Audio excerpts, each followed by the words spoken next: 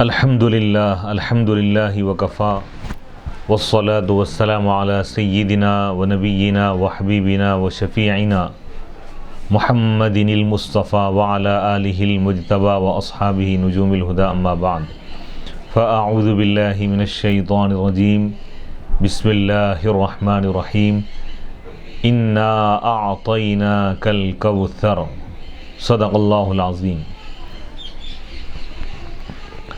معزز سامعین، محترم ناظرین، باب العلم انواریہ ایجوکیشنل سوسائٹی کے زیر اہتمام الشفاء بتعریف حقوق المصطفیٰ صلی اللہ علیہ وسلم کا سلسلہ وار درس جاری ہے۔ نبی پاک علیہ الصلاۃ والسلام کی بے مثال عظمت اور بے مثال سیرت کا یہ بیان ہے۔ آج چوتھے باب سے ہمارے اس درس کا آغاز ہو رہا ہے۔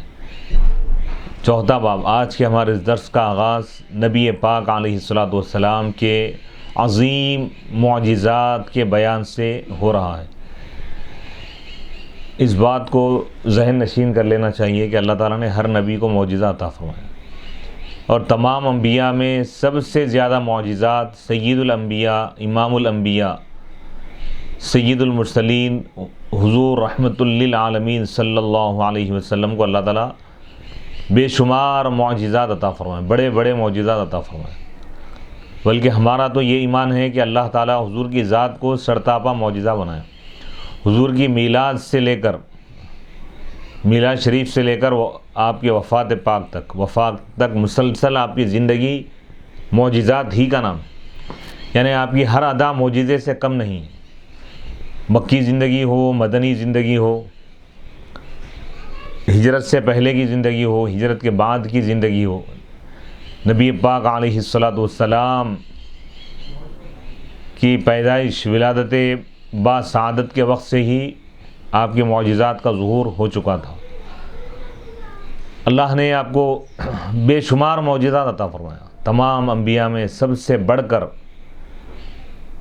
سب سے زیادہ معجزات ہمارے پیارے آقا حضرت سیدنا محمد مصطفیٰ صلی اللہ علیہ وسلم کو عطا کیے گئے۔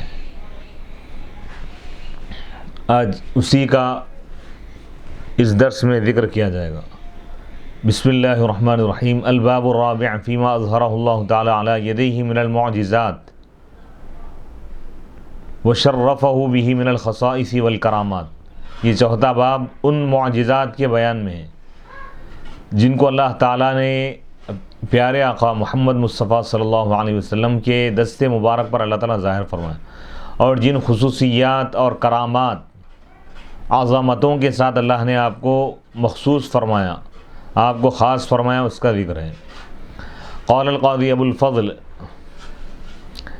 حسب المتأمل ان يحقق ان کتابنا هذا لم نجمعه لمنکر نبوت نبینا صلی اللہ علیہ وسلم ولا لطاعن فی معجزاته فنحتاج الى نصب البراہین علیها وتحسین حوزتها حتى لا يتوصل المطاعن الیها ونذکر شروط المعجز والتحدی وحده وفساد قول من ابطل نسخ الشرائع ورده، بل ألفناه لأهل ملته الملبين لدعوته المصدقين لنبوته ليكون تأكيدا في محبتهم له ومن ماتا لأعمالهم ليزدادوا إيمانا مع إيمانهم۔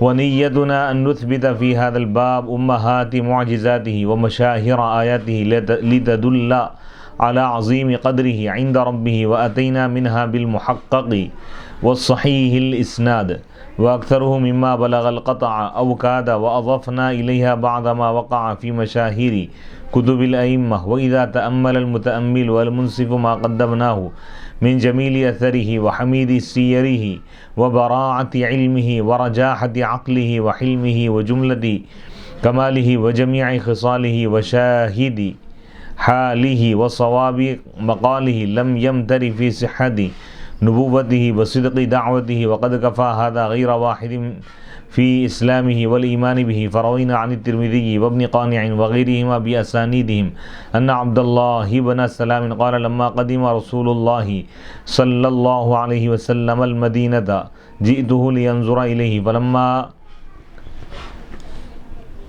استبنت وجهه عرفت ان وجهه ليس بوجه كذاب. اس میں علامہ قاضی ایاز مالکی رحمۃ اللہ علیہ فرما رہے ہیں کہ ہم یہ جو کتاب لکھے ہیں، اس کو جو ہم تالیف کیے ہیں، اس کو جو ہم ترتیب دیے ہیں، یہ اہل ایمان کو حضور کی سیرت اور عظمت سے واقف کرانے کے لیے، تاکہ حضور کے فضائل اور بے مثال کمالات کو سن کر ایمان والوں کے دلوں میں ایمان میں اور اضافہ ہو، حضور کی محبت اور عقیدت میں اور اضافہ ہو. یہ عقیدت میں اضافہ اور حضور کی محبت میں جب اضافہ ہوگا دلوں میں ایمان والوں کے، تو یقیناً یہ عمل حضور کی محبت جب دل میں بڑھ جائے گی تو یقیناً حضور کا چاہنے والا دنیا اور آخرت میں کامیاب ہو جائے گا. تو اہل ایمان جو حضور کے چاہنے والے، حضور کے جو ماننے والے ہیں، ان کے لیے یہ کتاب لکھی گئی ہے. اب یہاں پر یہ بھی بتا رہے ہیں علامہ قاضی ایاز مالکی رحمۃ اللہ علیہ کہ ہم اس میں جو معجزات کا ذکر کر رہے ہیں، زیادہ مشہور بڑے بڑے معجزات کا ہم ذکر کریں. ویسے معجزات تو بے حساب ہیں، احاطہ کرنا مقصد نہیں ہے. معجزات میں سے چند معجزات کو یہاں پر بیان کر رہے ہیں. بڑے بڑے جو معجزات ہیں، معجزات تو بے حساب ہے حضور کی، بے شمار معجزات موجود ہیں، اور سند کے ساتھ آپ بیان کر رہے ہیں. معتبر اور مستند حدیث کی جو کتابیں ہیں، اس کی ریفرنس کے ساتھ آپ احادیث اور روایت کو لا رہے ہیں. ایک واقعہ لا رہے ہیں، ترمذی شریف وغیرہ میں موجود ہے اور دیگر کتب حدیث میں یہ روایت موجود ہے کہ حضرت عبداللہ بن سلام رضی اللہ تعالیٰ یہ کہتے ہیں کہ جب اللہ کے رسول، یہ یہودی عالم تھے، یہ اپنے اسلام لانے کے واقعے کو بیان کر رہے ہیں کہ جب اللہ کے رسول علیہ الصلوۃ والسلام مدینہ منورہ تشریف لائے، مکے سے ہجرت فرما کر آقا دو جہاں صلی اللہ علیہ وسلم مدینہ طیبہ جب تشریف لائے، عبداللہ بن سلام کہہ رہے ہیں کہ میں حضور کی خدمت میں حاضر ہوا، لِأَنظُرَ إِلَيْهِ، تاکہ میں حضور کو دیکھوں. جب میں نے حضور کے چہرے انور کو دیکھا، وہ فرماتے ہیں کہ عرفت، میں پہچان لیا کہ حضور کا چہرہ سچے چہروں میں سے، یعنی حضور کے چہرے سے، چہرے کے کمال اور چہرے کے جمال اور چہرے کے نور، نورانیت، ایک نبی کے چہرے کو اللہ تعالیٰ جس طرح بے مثال بناتا ہے، تو حضور علیہ الصلوۃ والسلام تو سید الانبیاء ہیں. آپ کا چہرہ پوری کائنات میں بے مثال ہے. آپ کا جمال، آپ کی خوبصورتی، آپ کی یعنی حسن و جمال کا یہ عالم تھا، آپ کی خوبصورتی کا یہ عالم تھا، نورانیت کا یہ عالم تھا کہ کفار و مشرکین آپ کے چہرے کو دیکھ کر ایمان لا لیتے. تو عبداللہ بن سلام بھی کہہ رہے ہیں کہ پہلی نظر میں پہچان لیا کہ یہ کسی جھوٹے شخص کا چہرہ نہیں ہے. یہ جو نبوت کا جو دعویٰ کر رہے ہیں محمد عربی صلی اللہ علیہ وسلم، یقیناً یہ اللہ کے نبی ہے، اللہ کے رسول ہے، اللہ کے پیغمبر برحق ہے، یعنی برحق سچے پیغمبر ہے، سچے نبی ہے اللہ کے. تو اس روایت سے معلوم یہ ہوا کہ حضور علیہ الصلوۃ والسلام، ہمارا تو ایمان یہ ہے کہ حضور کی ذات خود ایک معجزہ ہے. حضور کا سراپا، حضور علیہ الصلوۃ والسلام کی ذات خود ایک معجزہ ہے. کئی ایسے واقعات ملتے ہیں کہ حضور پاک علیہ الصلوۃ والسلام کی ذات کو دیکھ کر کئی لوگ دائرۂ اسلام میں داخل ہو گئے، مسلمان ہو گئے. یعنی حضور علیہ الصلوۃ والسلام کے چہرے کو اللہ تعالیٰ چاند اور سورج سے زیادہ، ستاروں کی روشنی سے زیادہ روشن بنایا اللہ تعالیٰ. آپ کا ظاہر بھی روشن ہے، باطن بھی روشن ہے، آپ کی تعلیمات بھی روشن ہے، آپ کی ہر ادا روشن ہے. یعنی کہنے کی یا بولنے کی ضرورت نہیں پڑتی تھی، لوگ صرف چہرے انور کو دیکھ کر پہچان لیتے تھے، پہچاننے والے، کہ یہ اللہ کے نبی ہے، اللہ کے پیغمبر ہے. جیسا عبداللہ بن سلام نبی پاک علیہ الصلوۃ والسلام کے ایک جلوے کو دیکھ کر ایک نظر میں پہچان لی، حضور کے چہرے کو دیکھ کے پہچان لیے کہ بس یہ اللہ کے نبی ہیں اور یہ سچے ہیں. حدثنا به القاضي الشهيد ابو علي رحمه الله قال حدثنا ابو الحسين الصيرفي وابو الفضل بن خيرون عن ابي يعلى البغدادي عن ابي علي السنجي عن ابن محبوب عن الترمذي حدثنا محمد بن بشار حدثنا عبد الوهاب الثقفي ومحمد بن جعفر وابن أبي عدي ويحيى بن سعيد عن عوف بن أبي جميلة الأعرابي عن زرارة بن أوفى عن عبد الله بن سلام الحديث وعن أبي رثمة التيمي أتيت النبي صلى الله عليه وسلم ومعي ابن لي فأريده فلما رأيته قلت هذا نبي الله. اب یہاں پر ایک روایت بیان کر رہے ہیں کہ ابو رمسا سے مروی. ابو رمسا ایک صاحب کا نام ہے التیمی، جو تیمی قبیلے کے قبیلے تیم کے ہیں. وہ کہتے ہیں کہ میں نبی پاک علیہ الصلوۃ والسلام کی خدمت میں حاضر ہوا، جبکہ میرے ساتھ میرا ایک بیٹا بھی میرے ساتھ تھا. فأریتہ، جب مجھے حضور کا جلوہ دکھایا گیا، جب میں نے حضور کو دیکھا تو میں نے کہا یہ اللہ کے نبی ہیں. یعنی قرآن نہیں سنے، حدیث نہیں سنے، صرف حضور کے چہرے انور کو دیکھے تو یہ ماننے کے لیے تیار ہو گئے کہ یہ اللہ کے نبی ہے. اللہ اکبر. نبی کے جلوے کا یہ عالم ہے، نبی کے دیدار کا یہ عالم ہے، چہرے انور کا یہ عالم ہے، تو نبی کے تعلیمات، نبی کی سیرت اور نبی کی عظمت کا عالم کیا ہو. الحمدللہ اللہ کا ہم شکر ادا کرتے ہیں کہ اللہ نے سید الانبیاء کے چاہنے والوں میں اور غلاموں میں اور ان کی امت میں اللہ تعالیٰ ہم کو پیدا فرمایا، اور اللہ نے حضور کی محبت سے ہمارے دلوں کو اللہ نے روشن کر دیا ہے. وروا مسلم وغیرہ، امام مسلم اور دیگر ائمہ نے یہ حدیث بیان کی ہے. ان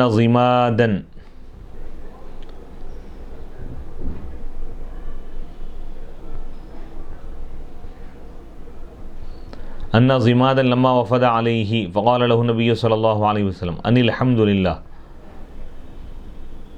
نحمده ونستعینه من يهده الله فلا مضل له ومن يضلل فلا هادي له واشهد ان لا اله الا الله وحده لا شريك له وان محمدا عبده ورسوله. قال له اعد علي كلماتك هؤلاء فلقد بلغنا قاموس البحر هادي يدك ابايعك. اب یہاں پر ایک روایت لا رہے ہیں امام مسلم رحمۃ اللہ علیہ، مسلم شریف میں یہ روایت بیان کی، صحیح اور معتبر حدیث ہے. بیان کرتے ہیں کہ ضماد نامی ایک صاحب، یہ نبی پاک علیہ الصلوۃ والسلام کے دوست بھی تھے. حضور کی نبوت کے اعلان سے پہلے حضور کے دوست بھی تھے، اسلام لائے. لما وفد علی، جب یہ ضماد صاحب یہ جو ہیں حضور کی خدمت میں حاضر ہوئے وفد کی شکل میں، تو اللہ کے نبی علیہ الصلوۃ والسلام نے ان سے فرمایا ان الحمدللہ. کیا فرمایا؟ الحمدللہ. یعنی یہ خطبہ ارشاد فرمایا تمام تعریف اللہ کے لیے سزاوار ہے. نحمدہ، ہم اس کی تعریف کرتے ہیں، ونستعینہ، اور ہم اس سے مدد طلب کرتے ہیں. من یہدہ اللہ، اللہ جس کو ہدایت دے اس کو کوئی گمراہ نہیں کر سکتا. ومن یضلل، اور جس کو اللہ گمراہ کر دے، فلا ہادی لہ، اس کو کوئی ہدایت نہیں دے سکتا. واشہد ان لا الہ الا اللہ، اور میں گواہی دیتا ہوں اس بات کی کہ اللہ کے سوا کوئی معبود نہیں، وہ اکیلا خدا ہے. لا شریک لہ، اس کا کوئی شریک نہیں. اور میں اس بات کی گواہی دیتا ہوں کہ محمد صلی اللہ علیہ وسلم اللہ کے بندے ہیں اور اس کے رسول ہیں. قال لہ، تو ضماد صاحب نے حضور سے کہا کہ آپ اپنے یہ کلمات، یہ جو جملے دوبارہ میرے سامنے اب اس کو بیان فرمائیں. یقیناً یہ کلمات سمندر کے بیچوں بیچ تک پہنچ گئے. یعنی یہ وہ بلند و بالا کلمات ہیں کہ اللہ تعالیٰ نے پوری دنیا میں اس کو پھیلا دیا ہے. ہادی یدک، آپ اپنا ہاتھ آگے بڑھائیے. ابایعک، میں آپ کے ہاتھ پر بیعت کروں گا. چنانچہ وہ اسلام قبول کر لیے. یعنی نبی پاک علیہ الصلوۃ والسلام کی یہ شان ہے اور عظمت ہے کہ حضور کا ایک خطبہ چند کلمات سنیں تو حضور علیہ الصلوۃ والسلام کے ہاتھ پر ایمان لا دیں. یعنی حضور کا خطبہ بھی معجزہ ہے، کردار بھی معجزہ، گفتار بھی معجزہ، ہر ادا معجزہ ہے. وقال جامع ابن شداد كان رجل منا يقال له طارق فأخبر أنه رأى النبي صلى الله عليه وسلم بالمدينة فقال هل معكم شيء تبيعونه؟ قلنا هذا البعير. قال بكم؟ قال بكم قلنا بكذا وكذا وسقا من تمر فأخذ بخطامه وسار إلى المدينة فقلنا بعنا من رجل لا ندري من هو ومعنا ضعينة فقالت أنا ضامنة لثمن البعير رأيت وجه رجل مثل القمر ليلة البدر لا يخيس بكم فأصبحنا فجاء رجل بتمر فقال أنا رسول الله صلى الله عليه وسلم إليكم يأمركم أن تأكلوا من هذا التمر وتقتالوا حتى تستوفوا ففعلنا.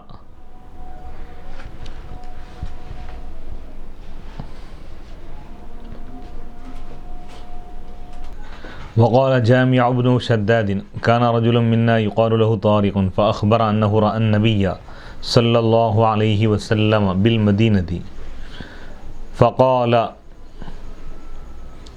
هل معكم شيء تبيعونه قلنا هذا البعير. نبی پاک علیہ الصلوۃ والسلام کا ایک معجزہ یہاں بیان کیا جا رہا ہے. بے شمار معجزات میں سے ایک معجزہ یہ بھی ہے کہ جامع بن شداد نے کہا کانا رجل منا، ہم میں سے ایک آدمی جس کا نام طارق تھا، فاخبرہ اس نے یہ خبر دی کہ وہ نبی پاک علیہ الصلوۃ والسلام کو مدینہ منورہ میں دیکھا. فقال، بس حضور نے ارشاد فرمایا حل معکم شیئن، کیا تمہارے ساتھ کوئی چیز ہے تبیعونہ جو تم بیچنا چاہتے ہو. تو ہم نے کہا کہ یہ اونٹ ہے. تو آپ نے فرمایا کہ بکم، کتنے میں تم بیچو گے. تو ہم نے کہا کہ اتنے وسق میں، اتنے اور اتنے وسق کھجور کے بدلے میں ہم بیچیں گے. فأخذ بخطامہ، تو نبی پاک علیہ الصلوۃ والسلام سفر میں تھے غالباً، تو آپ اپنے اونٹ کی مہار لگام کو آپ پکڑ لی، تھام لیے اور مدینے کی طرف روانہ ہوئے. فقلنا، تو ہم نے کہا بعنا من رجل، ہم بیچ دیے ایک ایسے شخص کو، ہم نہیں جانتے کہ وہ کون ہے. ومعنا ضعینۃ، اور ہمارے ساتھ ایک خاتون تھی جو سفر کر رہی تھی، کجاوے پر سوار تھی، ایک سوار خاتون بھی تھی. تو اس نے کہا انا ضامنۃ، کہ میں تمہاری اونٹ کی قیمت کی ضامن ہوں. رأیت وجہ رجل مثل القمر، میں نے ایک ایسے شخص کے چہرے کو دیکھا جس کا چہرہ چاند کی طرح ہے، 14ویں کے چاند کی طرح ہے، یعنی روشن چمکدار نورانی چہرہ ہے. لا یخیس بکم، وہ شخص تمہارے ساتھ دھوکہ نہیں دے گا. یعنی وہ جو خاتون، یہ جو اونٹ وغیرہ جو بیچنے والے تھے، ان لوگوں کے ساتھ جو خاتون تھی وہ کہنے لگی کہ تم پریشان مت ہو، کیونکہ جس ذات کو میں نے دیکھا ہے وہ کوئی معمولی ذات نہیں ہے. ان کے نورانی سراپا سے یہ بات سمجھ میں آ رہی ہے کہ وہ وفادار ہے، شریف النفس ہے، نیک ہے. تو حضور پاک علیہ الصلوۃ والسلام کا یہ معجزہ. فاصبحنا، وہ لوگ کہہ رہے ہیں، راوی کہتے ہیں کہ ہم صبح کیے. فجاء رجل، تو ایک شخص کھجور لے کر آیا. بس اس نے کہا کہ انا رسول اللہ، میں اللہ کے رسول علیہ الصلوۃ والسلام کا قاصد ہوں، لیکن تمہارے پاس، تمہاری طرف اللہ کے رسول مجھ کو بھیجے. یأمرکم، وہ تم کو حکم دے رہے ہیں کہ ان تأکلوا، کہ تم یہ کھاؤ، من ھذا التمر، اس کھجور میں سے. وتقتلوا، اور اس کو وزن بھی کر لو، یعنی اس کو ناپ لو، اس کو حتی تستوفوا، یہاں تک کہ تم پورا اس کا حساب کر لو. ففعلنا، تو ہم نے ایسا ہی کیا. وفی خبر الجلندی ملک عمان لما بلغه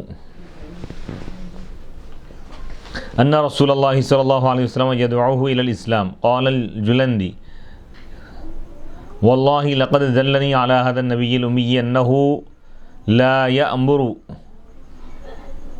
بخير إلا كان أول آخذ به ولا ينهى عن شيء إلا كان أول تارك له وأنه يغلب فلا يبطر ويغلب فلا يضجر ويفي بالعهد وينجز الموعود وأشهد أنه نبي. وقال نفتويه في قوله تعالى يكاد زيتها يضيء ولو لم تمسسه نار.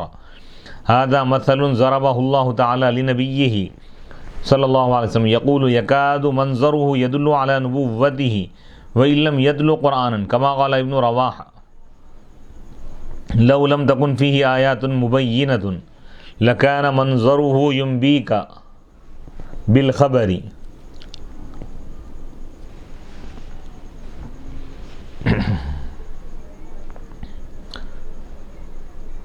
جلندی کی یہ روایت میں یہ ہے کہ ملک عمان کا ایک بادشاہ، لما بلغہ،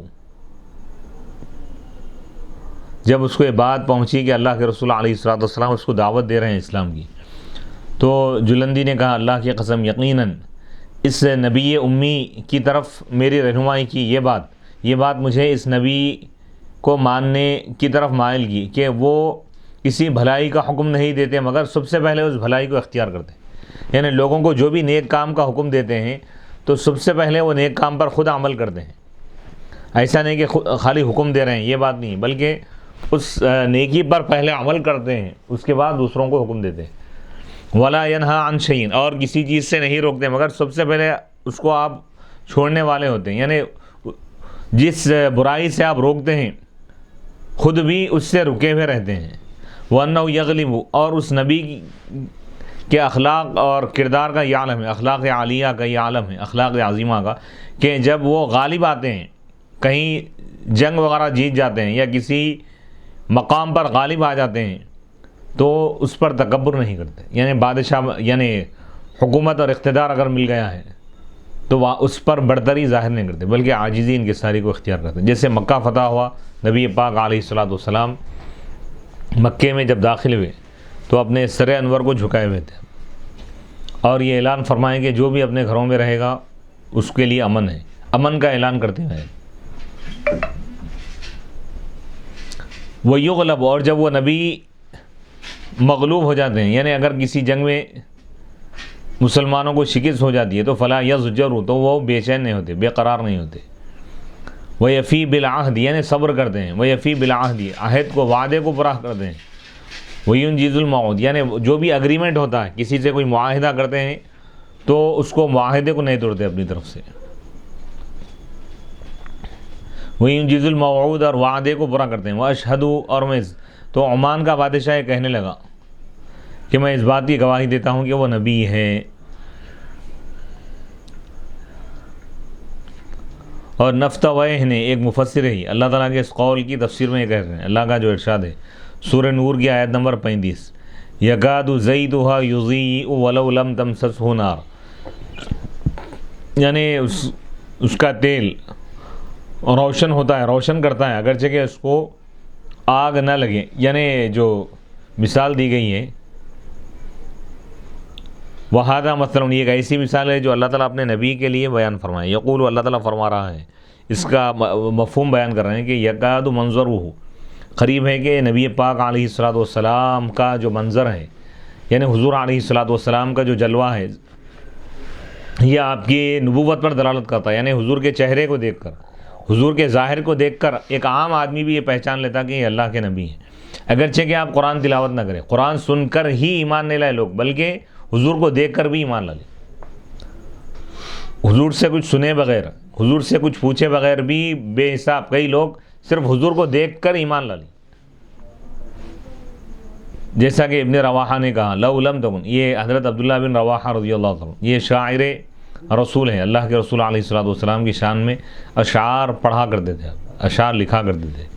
لو لم تکن فیہ آیات مبینۃ، حضور کی شان کو بیان کرتے ہوئے فرما رہے ہیں کہ اگر حضور کی شان میں واضح نشانیاں اگر نازل نہ ہوتی، قرآن نازل نہ ہوتا، تب بھی حضور کا جو منظر ہے، حضور کا جو نظارہ ہے، حضور صلی اللہ علیہ وسلم کے سراپا کا جو جلوہ ہے، حضور کے چہرے انور کا جو جلوہ ہے، یہ تم کو بتا دیتا بالخبری حقیقت حال کے بارے میں. یعنی حضور کے چہرے کو بھی دیکھ لینا کافی تھا، اس سے ہی عظمت ظاہر ہو جاتی تھی. وقد آن ان نأخذ فی ذکر النبوہ والوحی والرسالہ وبعدہ فی معجزۃ القرآن وما فیہ من برہان ودلالہ. اب یہاں پہ کیونکہ معجزات کا تعلق انبیاء کی ذات سے ہوتا ہے، تو معجزات کو بیان کرنے سے پہلے مقام نبوت کیا ہے، نبی کے معنی کیا ہے، رسول کے معنی کیا ہے، اس کو بیان کر رہے ہیں. اعلم ان اللہ جل اسمہ قادر علی خلق المعرفۃ فی قلوب عبادہ والعلم بذاتہ واسمائہ وصفاتہ وجمیع تکلیفاتہ ابتداء دون واسطۃ لو شاء کما حکی عن سنتہ فی بعض الانبیاء وذکرہ بعض اہل التفسیر فی قولہ تعالی وما کان لبشر ان یکلمہ اللہ الا وحیا وجائز ان یوصل الیہم جمیع ذلک بواسطۃ تبلغهم کلامہ وتکون تلک الواسطۃ اما من غیر البشر کالملائکہ مع الانبیاء او من جنسهم كالانبياء مع الامم ولا مانع لهذا من دلیل العقل واذا جاز هذا ولم يستحل وجاءت الرسل بما دل على صدقهم من معجزاتهم وجب تصديقهم في جميع ما أتوا به لأن المعجزة مع التحدي من النبي صلى الله عليه وسلم قائم مقام قول الله صدق عبدي فأطيعه واتبعوه مشاهد على صدقه فيما يقوله وهذا كاف والتطويل فيه خارج عن الغرض فمن أراد تتبعه وجده مستوفا في مصنفات أئمتنا رحمهم الله فالنبوة في لغة من همز مأخوذ من النبأ وهو الخبر وقد لا يهمز على هذا التأويل تسهيلا والمعنى أن الله تعالى أطلعه على غيبه وأعلمه أنه نبيه فيكون نبي منبأ فعيل بمعنى مفعول أو يكون مخبرا عما بعثه الله تعالى به ومنبئا بما أطلعه الله عليه فعيل بمعنى فاعل ويكون عند من لم يهمزه من النبوة وهو مرتفع من الأرض معناه أن له رتبة شريفة ومكانة نبيهة عند مولاه منيفة فالوصفان في حقه مؤتلفان. اب یہاں پر نبی اور رسول کے کیا معنی ہیں اس معنی کو بیان کر رہے ہیں، اور انبیاء کی کیا شان ہوتی ہے وہ بیان کی جا رہی ہے.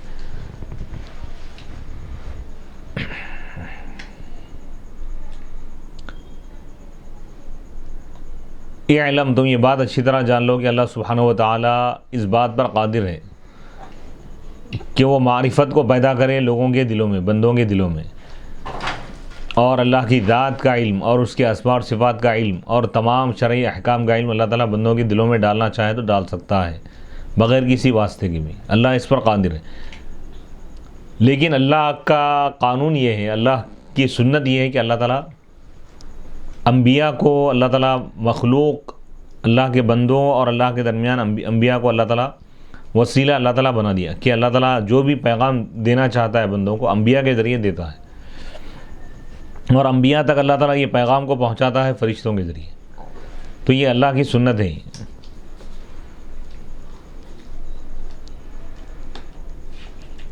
اور جب اللہ تعالیٰ اپنے منتخب، اپنے خاص بندوں کو جب رسول یا نبی بنا کر بھیجتا ہے تو اللہ تعالیٰ وہ چیزیں بھی ان کو عطا فرماتا ہے جو ان کی سچائی اور ان کے حق ہونے پر جو چیزیں دلالت کرتی ہے، یعنی معجزات اللہ تعالیٰ دیتا ہے. جب وہ معجزات لے کر آتے ہیں تو ان کی تصدیق کرنا، ان کو ماننا واجب ہو جاتا ہے. ان تمام چیزوں کو ماننا بھی واجب ہو جاتا ہے جو وہ لے کر آتے ہیں.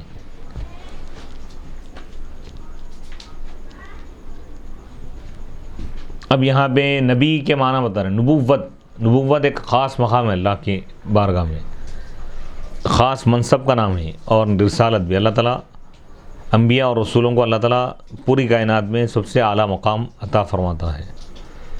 انبیاء سب سے اعلیٰ اور افضل ہوتے ہیں، تمام مخلوق مل کر بھی ان کے برابر نہیں ہو سکتی. تو یہ نبوت کا جو لفظ ہے بتا رہے ہیں کہ یہ بعض لوگ اس کو حمزے کے ساتھ نبا ان سے ماخوذ مانے. نبا ان کے معنی آتے ہیں، خبر کے آتے ہیں، نیوز. جیسے قرآن پاک میں عما یتساءلون عن النبأ العظیم، یہ لوگ کس چیز کے بارے میں آپس میں ایک دوسرے سے سوال کرتے ہیں. عن النبأ العظیم، بڑی خبر کے بارے میں. نبا ان کے معنی خبر کے ہیں. نبی کے معنی، نبی فاعل کے وزن پہ، یا تو یہ فاعل کے معنی میں ہوں گا یا تو مفعول کے. خبر دینے والے یا وہ جن کو خبر دی گئی ہو. تو دو معنی بھی پائے جا رہے ہیں. اللہ تعالیٰ نبی کو تمام چیزوں کے بارے میں خبر دے دیا، اللہ تعالیٰ احکام وغیرہ جتنے بھی چیزیں ہیں. اور نبی امت کو خبر دیتے ہیں آخرت کے بارے میں، اللہ کے احکام کے بارے میں بتاتے ہیں ان کو.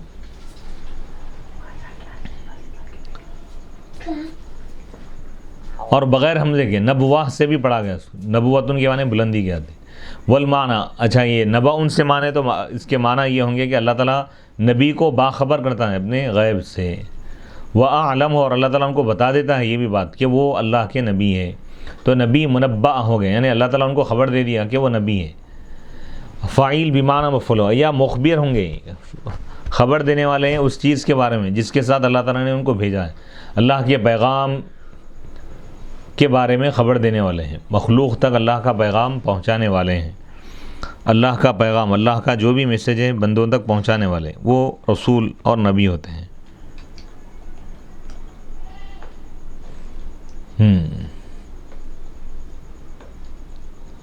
اگر یہ نبوتن سے مانے تو اس کے معنی آتے ہیں بلندی کے، وہ ہوا مرتفع من الارض، زمین کا وہ حصہ، ٹیلے کو بولتے ہیں، اونچا جو مقام ہے اس کو نبوہ بولتے ہیں۔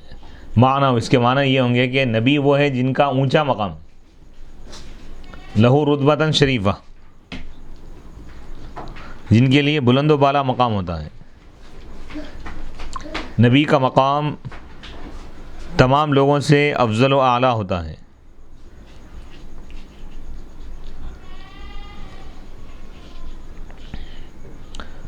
معنی ان لہ رتبۃ شریفۃ و مکانۃ نبیھۃ، کہ نبی وہ ہیں جن کا اونچا مقام ہوتا ہے، جن کا اونچا مرتبہ ہوتا ہے، جن کی اونچی شان ہوتی ہے، جن کے لیے اللہ تعالیٰ بلند و بالا مقام اللہ تعالیٰ ان کو عطا فرماتا ہے۔ وَأَمَّا الرَّسُولُ، اب رسول کے معنی بتا رہے ہیں۔ رسول یہ رسالت سے، یعنی رسول وہ ہے جن کو اللہ کی طرف سے بھیجا گیا ہے، یعنی اللہ تعالیٰ مخلوق کی ہدایت کے لیے، ان کی رہنمائی کے لیے اپنے بندوں میں سے کسی بندے کو بھیجتا ہے اللہ تعالیٰ۔ تو جس بندے کو اللہ کی طرف سے، اللہ کے جس خاص بندے کو اللہ کی جانب سے بندوں کی طرف بھیجا گیا وہ رسول ہے۔ وَلَمْ يَأْتِ فَعُلْ، فَعُلْ مفعل کے معنی میں نہیں آیا إِلَّا نَادِرًا وَإِرْسَالُهُ أَمْرُ اللَّهِ لَهُ بِالْإِبْلَاغِ، یعنی خدا کا بندے کو، یعنی رسولوں کو بھیجنے کا مطلب یہ ہے کہ اللہ تعالیٰ رسولوں کو حکم دیتا ہے کہ وہ اللہ کا پیغام بندوں تک پہنچائے۔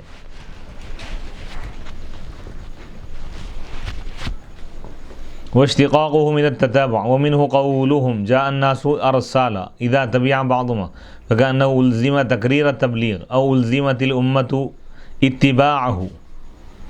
رسالت کے ایک معنی یہ بھی آتے ہیں کہ پیدر پہ کوئی چیز کا ہونا، کیا مطلب؟ یعنی جیسا یہ محاورہ ہے جاء الناس ارسالا، لوگ آئے پیدر پہ ایک کے پیچھے ایک، تو مطلب یہ ہے کہ اللہ تعالیٰ رسول کے لیے لازم کر دیا کہ وہ پیدر پہ ایک کے بعد ایک، یک کے بعد دیگر کنٹینیو پیغام پہنچاتے رہیں۔ ایک مرتبہ پیغام پہنچا دیے اس کے بعد خاموش نہیں رہتے، پھر وہی پیغام پہنچاتے ہیں، پیغام کے بعد پیغام، پیغام پر پیغام پہنچاتے ہیں، کنٹینیو پیغام پہنچاتے ہیں، وہ رسول ہوتے ہیں۔ واختلف العلماء هل النبي الرسول بمعنى أو بمعنيين فقيل هما سواء وأصله من الإنباء وهو الإعلام واستدلوا بقوله تعالى وما أرسلنا من قبلك من رسول ولا نبي فقد أثبت لهما الإرسال معا، قال ولا يكون النبي إلا رسولا ولا الرسول إلا نبيا، وقيل هما مفترقان من وجه إذ قد اجتمعا في النبوة التي هي الإطلاع على الغيب والإعلام بخواص النبوة أو الرفعة لمعرفة ذلك وحوز درجتها، وافترقا في زيادة الرسالة للرسول وهو الأمر بالإنذار والإعلام كما قلنا، وحجتهم من الآية نفسها التفريق بين الاسمين ولو كان شيئا واحدا لما حسن تكرارهما في الكلام البليغ، قالوا والمعنى وما أرسلنا من رسول إلى أمة أو نبي وليس بمرسل إلى أحد، وقد ذهب بعضهم إلى أن الرسول من جاء بشرع مبتدأ ومن لم يأت به نبي غير رسول وإن أمر بالإبلاغ والإنذار، والصحيح والذي عليه الجماع الغفير أن كل رسول نبي وليس كل نبي رسولا۔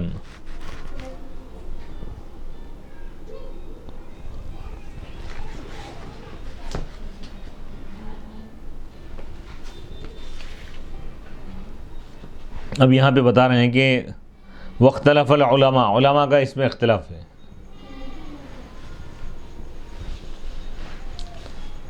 حل النبی، کیا نبی اور رسول دونوں ایک ہی معنی میں ہیں یا الگ الگ معنی ہیں دونوں؟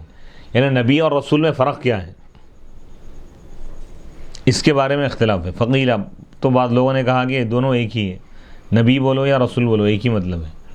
واصلہ، اور اس کی اصل انباء سے، انباء کا مطلب خبر دینا، یہ اللہ کے پیغام کی خبر دیتے ہیں بندوں کو، اللہ کا پیغام بندوں تک پہنچاتے ہیں، انبیاء ہو یا رسول ہو۔ وہو الاعلام، اور وہ آگاہ کرتے ہیں، باخبر کرتے ہیں۔ اللہ کا پیغام کیا ہے؟ اللہ کی رسالت، اللہ کے پیغامات سے بندوں کو واقف کرواتے ہیں، بندوں تک پہنچاتے ہیں، اللہ کے احکام پہنچاتے ہیں، اللہ کا دین پہنچاتے ہیں، اللہ کے حکم کو پہنچاتے ہیں۔ واستدلوا، اور یہ علماء جو یہ کہتے ہیں کہ بھئی رسول اور نبی دونوں ایک ہی ہیں، الگ الگ معنی نہیں ہے دونوں کے، تو وہ لوگ اللہ تعالیٰ کے اس قول سے استدلال کیے ہو رہا ہے۔ وما ارسلنا من قبلک من رسول ولا نبی، سورہ حج کی آیت نمبر 52 اور ہم نے آپ سے پہلے وما ارسلنا من قبلک من رسول ولا نبی الا وما ارسلنا من قبلک من رسول ولا نبی، اس آیت مبارکہ میں اللہ تعالیٰ نبی اور رسول دونوں کے لفظ کو اللہ تعالیٰ یہاں پر جمع فرمایا۔ وما ارسلنا من قبلک من رسول ولا نبی، نبی اور رسول بعض علماء کے پاس دونوں کے معنی اور مفہوم کے اعتبار سے ایک ہی ہے بولتے ہیں، اور یہ آیت مبارکہ سے وہ لوگ استدلال کرتے ہیں۔ وما ارسلنا من قبلک من رسول ولا نبی، تو اللہ تعالیٰ دونوں کے لیے، نبی اور رسول دونوں کے لیے ارسال کو اللہ تعالیٰ ثابت فرمایا، یعنی نبی کو بھی بھیجا جاتا ہے، رسول کو بھی بھیجا جاتا ہے۔ لغوی فرق ہے، معنوی کوئی فرق نہیں ہے برائے۔ قال، ان علماء نے یہ کہا کہ ولا یکون النبی الا رسولا، یعنی ہر نبی رسول ہے برلو، اور ہر رسول نبی ہے۔ وقیلا، اور بعض علماء نے کہا کہ ایک اعتبار سے یہ دونوں الگ الگ ہے لفظ، رسول اور نبی کا لفظ۔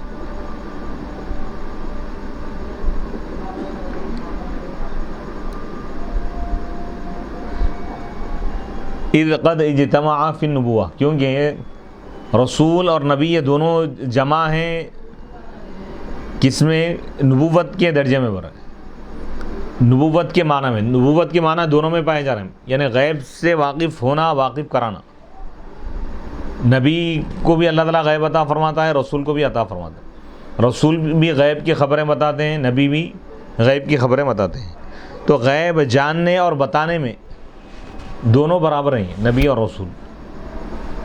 ہاں البتہ یہ دونوں جو ہے نبی اور رسول، یہ دونوں الگ الگ ہے کہ اس میں رسول میں رسالت کے معنی پائے جا رہے ہیں، پیغام یعنی نئی شریعت ان کو دی جاتی ہے، اور وہ ڈرانے کا اللہ تعالیٰ ان کو حکم دیتا ہے۔ اب یہاں پہ بتا رہے ہیں کہ نبی وہ ہیں جو اللہ کے خاص بندے ہیں، جن کو اللہ تعالیٰ مخلوق کی ہدایت کے لیے، ان کی رہنمائی کے لیے دنیا میں پیدا فرماتا ہے، معجزات بھی عطا فرماتا ہے، لیکن نئی کتاب، نئی شریعت کا دیا جانا ان کے لیے ضروری نہیں ہے۔ ان سے پہلے والے جو رسول ہوتے ہیں وہ انہی کی کتاب پر لوگوں کو عمل کراتے ہیں اور لوگوں کو اسی کتاب کی دعوت دیتے ہیں، اور جو رسول ہوتے ہیں اللہ تعالیٰ ان کو نئی شریعت بھی عطا کرتا ہے اور نئی کتاب بھی اللہ ان کو عطا فرماتا ہے۔ رسول وہ ہے جو صاحب کتاب بھی ہوتے ہیں، صاحب شریعت بھی ہوتے ہیں، تو رسول کا درجہ نبی سے بلند ہے۔ اور رسولوں کی جو تعداد ہے 313 رسول ہیں، 313 رسولوں میں انبیاء کی تو تعداد اللہ ہی زیادہ بہتر جانتا ہے۔ بعض علماء یہ کہتے ہیں کہ 1,24,000 انبیاء گزرے۔ بہرحال جتنے بھی انبیاء اللہ تعالیٰ دنیا میں بھیجا ہم سب پر ایمان لائے، اور آخری نبی محمد عربی صلی اللہ علیہ وسلم ہے، آخری رسول۔ تو بعض علماء یہ کہتے ہیں کہ دونوں میں فرق نہیں ہے۔ اب ان کی دلیل کیا ہے؟ اسی آیت سے یہ لوگ بھی استدلال کر رہے ہیں کہ نبی اور رسول دونوں الگ الگ ہیں بولتے لوگ۔ وجہ کیا ہے؟ اگر وہ دونوں ایک ہی ہوتے تو دونوں الفاظ کو اللہ استعمال نہیں فرماتا، رسول اور نبی کا لفظ تکرار نہیں فرماتا اللہ تعالیٰ۔ نبی سے بھی وہی مراد ہے اور رسول سے بھی وہی مراد اگر ہوتا، ایک ہی معنی مراد ہوتے تو اللہ تعالیٰ 2 مرتبہ یہ لفظ نہیں لاتا تھا اللہ تعالیٰ۔ تو اس سے معلوم یہ ہوا کہ نبی اور رسول دونوں کلمات کا استعمال کیا جانا، یہ اس بات کی دلیل ہو گئی کہ نبی اور رسول دونوں الگ الگ ہیں، اگرچہ کہ دونوں کا مقصد ایک ہے، مخلوق کو ہدایت دینا، اللہ کے راستے کی طرف ان کو بلانا، اللہ کے دین کی طرف بلانا ہے، لیکن رسول کو اللہ تعالیٰ نئی شریعت عطا فرماتا ہے اور کتاب عطا فرماتا ہے، اور نبی کو نئی کتاب کا دیا جانا یا نئی شریعت کا دیا جانا ضروری نہیں ہے۔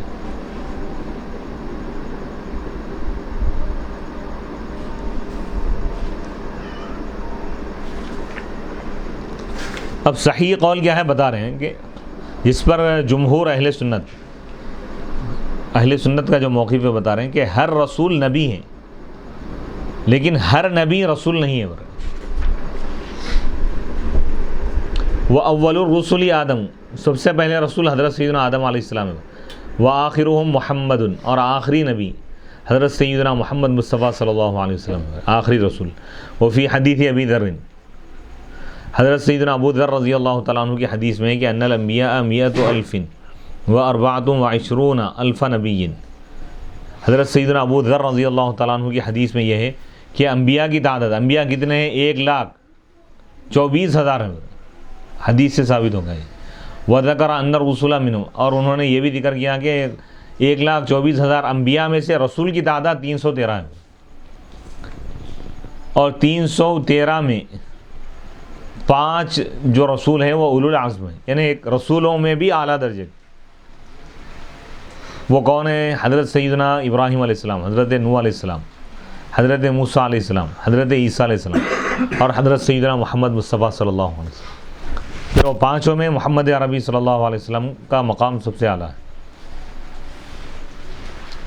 قرآن مجید کی اس آیت مبارکہ میں اللہ تعالیٰ اولو العزم پیغمبروں کا ذکر فرمائے۔ وَإِذْ أَخَذْنَا مِنَ النَّبِيِّينَ مِيثَاقَهُمْ وَمِنْكَ وَمِن نُوحٍ وَإِبْرَاهِيمَ وَمُوسَىٰ وَعِيسَىٰ ابْنِ مریم۔ یاد کیجئے اس وقت کو جب ہم نے انبیاء سے عہد لیا، انبیاء اور رسولوں سے ہم نے عہد لیا۔ وَمِن کا، اے محبوب ہم نے آپ سے عہد لیا۔ وَمِن نُوحٍ، حضرت نوح سے ہم نے عہد لیا۔ وَإِبْرَاهِيمَ، حضرت ابراہیم سے ہم نے عہد لیا۔ وَمُوسَىٰ، حضرت موسیٰ علیہ السلام سے ہم نے عہد لیا۔ وعیسیٰ ابن مریم، اور حضرت عیسیٰ ابن مریم سے ہم نے عہد لیا۔ تو اس آیت مبارکہ میں اللہ تعالیٰ اولو العزم جو پیغمبر ہیں، رسول ہیں، ان کا ذکر فرمائے۔ اولو العزم جو ہے اس کا ذکر قرآن مجید میں بھی ہم کو ملتا ہے۔ فاصبر کما صبر اولو العزم من الرسل ولا تستعجل لهم، اے محبوب آپ صبر کیجئے ایسا جیسا کہ اولو العزم پیغمبروں نے صبر کیا ہے۔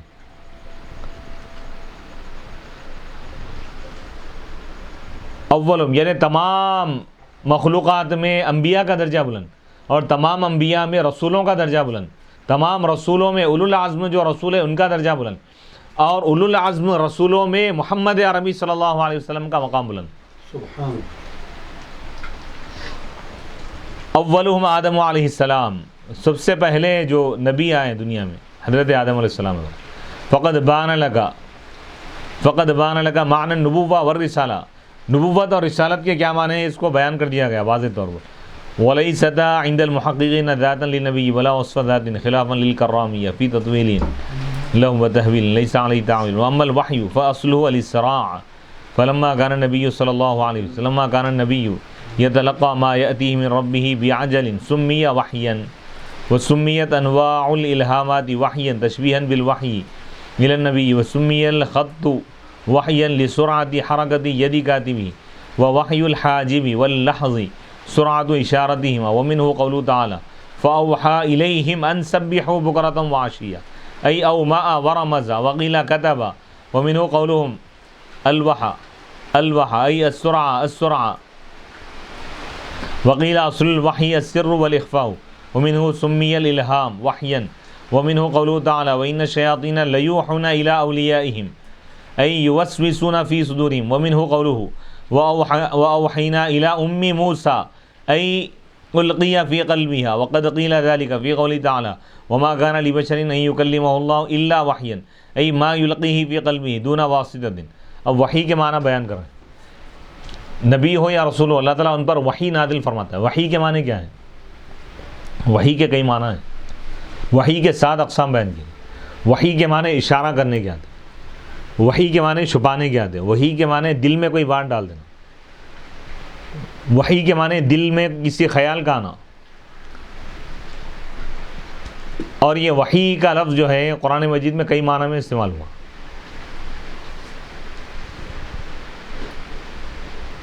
لیکن اصطلاحی جو معنی ہے شریعت کی اصطلاح میں وحی کہتے ہیں الکلام المنزل علی الرسول من اللہ، یعنی وہ کلام جو اللہ کی جانب سے رسول پر نازل کیا جاتا ہے اس کو وحی کہتے ہیں.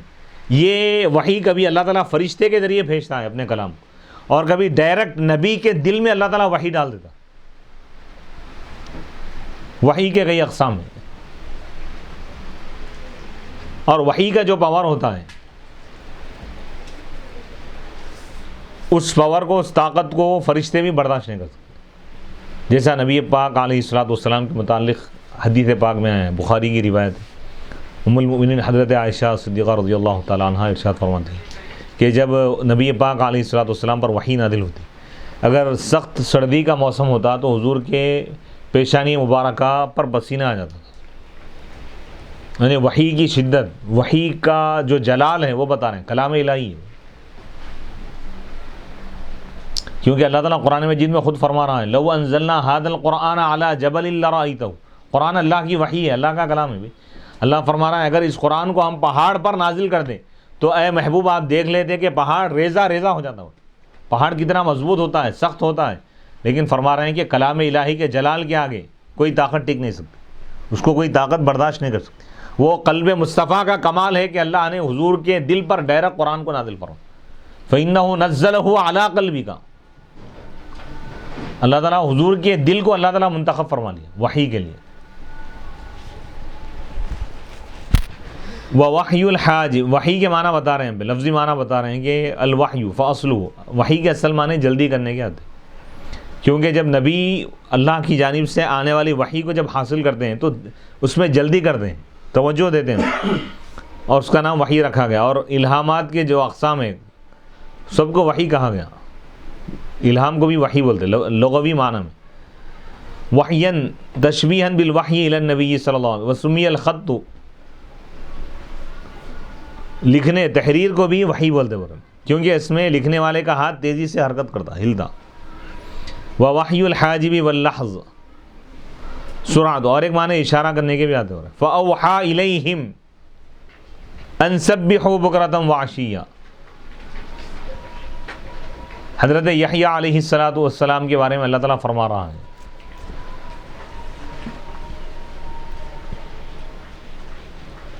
اللہ تعالیٰ فرمایا کہ جب زکریا علیہ السلام کے متعلق یہ ہے کہ جب یہ اولاد طلب کی اللہ تعالیٰ کی بارگاہ میں، اولاد کے لیے دعا کی ہے، تو اللہ تعالیٰ سے پوچھے کہ مولا اس کی کیا علامت ہوں گی. کیونکہ وہ جو ہے حضرت یحییٰ علیہ السلام بالکل آپ بڑی عمر کے ہو گئے تھے، بڑھاپے کی عمر کو پہنچ گیا، اس وقت تک بھی اولاد نہیں ملی. تو اللہ تعالیٰ آپ کو بڑی عمر میں پیرانہ سالی میں اللہ تعالیٰ اولاد عطا فرمائے. تو اللہ تعالیٰ سے آپ پوچھیں کہ مولا میں کس طرح پہچانوں کہ میری بیوی حاملہ ہے. کیونکہ وہ سن ایاس کو پہنچ چکی تھی، یعنی ایسی عمر جس میں خواتین کو حیض وغیرہ نہیں آتا. تو حیض کا رک جانا، جب عورت حاملہ ہوتی ہے تو اس کا حیض رک جاتا ہے. تو اب یہ سن ایاس کو پہنچ چکی تھی. تو حضرت زکریا علیہ السلام نے پوچھا کہ پروردگار ان کی کیا نشانی ہوں گی. تو اللہ تعالیٰ فرمایا کہ تم 3 دن تک بات نہیں کریں گے، تو یہ تمہارے اللہ تکلم ثلاثۃ ایام الا رمزا، اللہ تکلم الناس ثلاثۃ ایام الا رمزا، کہ تم 3 دن تک لوگوں سے بات نہیں کرو گے، صرف اشارے سے بات کرو گے. تو یہ کیفیت تمہارے اندر پیدا ہوگی تو سمجھ جاؤ کہ تمہاری بیوی حاملہ ہے. تو حضرت زکریا علیہ السلام جب لوگ ان کے پاس آئے، فخرج علی قومہ من المحراب، کیونکہ زکریا علیہ السلام کے پاس لوگ مسائل حل کرنے کے لیے آتے تھے، لوگ ڈیلی ان کے پاس آتے تھے. جب لوگ مسائل حل کرنے کے لیے آئے تو آپ اپنے محراب سے باہر آئیں. آگے فرمائے کہ فأوحى الیہم، اشارے سے فرمائے، ان سبحوا بکرۃ وعشیہ، کہ صبح شام اللہ کی تسبیح بیان. زبان سے بولے نہیں، آپ اشارے سے بولے. تو اشارے، وحی کے معنی اشارے کی بھی آتے. ای اوما ورمزا، یعنی اشارہ کی. وحی کے اور ایک معنی بتا رہے ہیں کہ راز کے معنی آتے ہیں، چھپانے کے معنی میں آتے ہیں. ومنہ سمی الالہام، اسی سے الہام ہے. الہام کو بھی وحی کہتے ہیں. ومنہ قولہ تعالی، اور اسی سے اللہ تعالیٰ کا یہ قول ہے وَإِنَّ الشَّيَاطِينَ لَيُوحُونَ، بے شک شیاطین اپنے اولیاء، شیاطین کے جو ماننے والے ہیں ان کے دلوں میں شیاطین خیالات ڈالتے ہیں، یعنی وسوسہ ڈال دیتے. ومنہ، اور اسی سے اللہ تعالیٰ کا یہ قول ہے وَأَوْحَىٰ، یعنی دل میں کوئی بات ڈال دینا، اس کا نام بھی وحی ہے۔ وَأَوْحَىٰ إِلَىٰ أُمِّ مُوسَىٰ، اور ہم نے وحی کی حضرت موسیٰ علیہ السلام کے ماں کی طرف۔ عورت کو تو اللہ تعالیٰ نبی نہیں بناتا، یہاں پہ وحی کے وہ معنی نہیں ہے، کلام نازل کرنا یہ معنی نہیں، معنی کیا ہے؟ یعنی ہم نے ان کے دل میں یہ بات ڈال دی، یہ خیال ڈال دیا ہم۔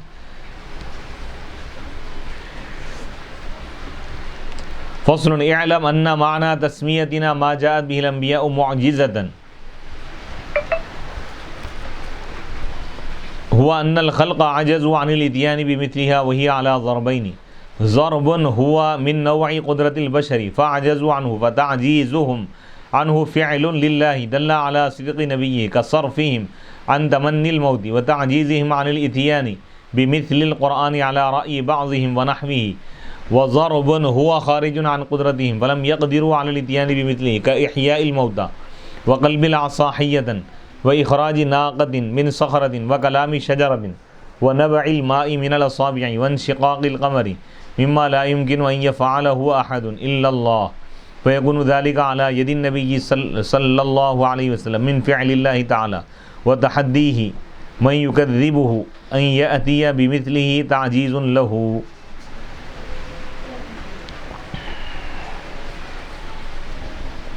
اعلم، تم یہ بات جان لو کہ ہم انبیاء کرام جو کچھ لائے اس کو معجزہ جو بول رہے ہیں، اس کا مطلب کیا ہے؟ معجزہ کے معنی کیا ہے؟ یہ اعجاز سے ہی، اعجز یعجز، اعجاز کے معنی عاجز کر دینا۔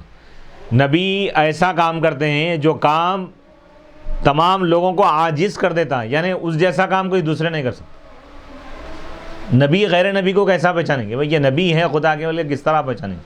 تو اللہ ان کے ہاتھ پر اپنی قدرت کا جلوہ ظاہر کرتا ہے۔ نبی کا معجزہ در حقیقت خدا کی قدرت کا اظہار ہوتا ہے، اور ولی کی کرامت نبی کے معجزے کے تابع ہوتا ہے۔ تو انبیاء کا معجزہ در حقیقت خدا کی قدرت کا اظہار ہے، اس کو سمجھنا چاہیے۔ تو یہ چیز تمام مخلوق کو عاجز کر دیتی ہے، یعنی جس نبی کی قوم، نبی کی جو قوم، جس نبی کو جس قوم میں بھیجا جاتا ہے، وہ پوری قوم نبی کے معجزے کے جیسا کوئی معجزہ نہیں لا سکتی، ان کے جیسا کوئی کام نہیں کر سکتی۔ نبی جو معجزہ ظاہر کرتے ہیں خلاف عادت، ایسی بات جو عقل میں نہیں آتی اور کوئی انسان کر نہیں سکتا، ویسا کام اگر کسی نبی سے ہو، نبوت کے سچے دعوے دار سے اگر ہو، تو وہ نبی کا معجزہ ہوتا ہے، تو وہ معجزہ ان کو عاجز کر دیتا، بے بس کر دیتا۔ معلوم یہ ہوا کہ دنیا میں جتنی ٹیکنالوجی ہے، انسانی عقل جہاں پر ختم ہوتی وہاں سے معجزہ شروع ہوتا۔ سبحان، معجزہ وہ ہے جس کو دیکھ کر انسان کی عقل بھی حیران ہو جاتی۔ تو معلوم یہ ہوا سب سے بڑی طاقت معجزے انبیاء کی ہوتی ہے، جہاں ٹیکنالوجی کام کرنا چھوڑ دے، بے بس آ جائیں اور اپنے گھٹنے ٹیک دیں، وہاں سے نبی کی قوت اور طاقت کا کمال شروع ہوتا ہے۔ بے شک، جیسے حضرت موسیٰ علیہ السلام کے متعلق ہے، جب شعیب علیہ السلام کے شہر میں آپ داخل ہوئے، وہاں پہ آپ نے دیکھا کہ دو خواتین پانی بھرنے کے لیے ٹھہرے، کنویں کے پاس ایک پتھر پڑا ہوا تھا، وہ پتھر نہیں ہٹ رہا تھا، وہ پتھر اتنا طاقتور، اتنا وزن دار ہوتا ہے کہ 10 آدمی مل کر بھی اس کو ہٹا نہیں سکتے، موسیٰ علیہ السلام اکیلے ہٹا دیے اس کو۔ تو یہ بھی ان کا معجزہ ہوگا۔ تو اب یہاں بتا رہے ہیں کہ معجزے کی دو قسمیں ہیں۔ ضربن، ایک قسم وہ ہے جو انسانی یعنی بشری طاقت کی قسم میں سے ہے، فعجزوا، لیکن اس سے بھی لوگ بشر عاجز آ جاتے ہیں۔ فتعجیزہم عنہ، تو ان کو عاجز کر دینا، عنہ، اس سے، اس کام سے، یہ اللہ کا فعل ہے، اللہ ان کو عاجز کر دیتا ہے۔ اللہ تعالیٰ یہ اس بات کو بتاتا ہے کہ یہ یعنی اللہ کے نبی سچے ہیں۔ کصرفہم، جیسا کہ اللہ تعالیٰ اللہ تعالیٰ کا ان کو پھیر دینا، یعنی اس کو یہودیوں کو موت کی تمنا کرنے سے۔ قرآن کی ایک آیت ہے، سورہ بقرہ کی آیت مبارکہ ہے، قل ان کانت لکم الدار الآخرۃ عند اللہ خالصۃ من دون الناس فتمنوا الموت ان کنتم صادقین۔ اے رسول، آپ ان یہودیوں سے فرما دیجئے کہ اے یہودیوں، اگر تمہارا یہ دعویٰ ہے کہ آخرت کا جو گھر ہے، جنت تمہارے لیے ہی خاص ہے، دوسروں کو نہیں ملے گا، آخرت کا ایک گھر، جنت دوسروں کو نہیں ملیں گی، تمہارا اگر یہ دعویٰ ہے، فتمنوا الموت، تو تم موت کی تمنا کرو اگر تم سچے ہو۔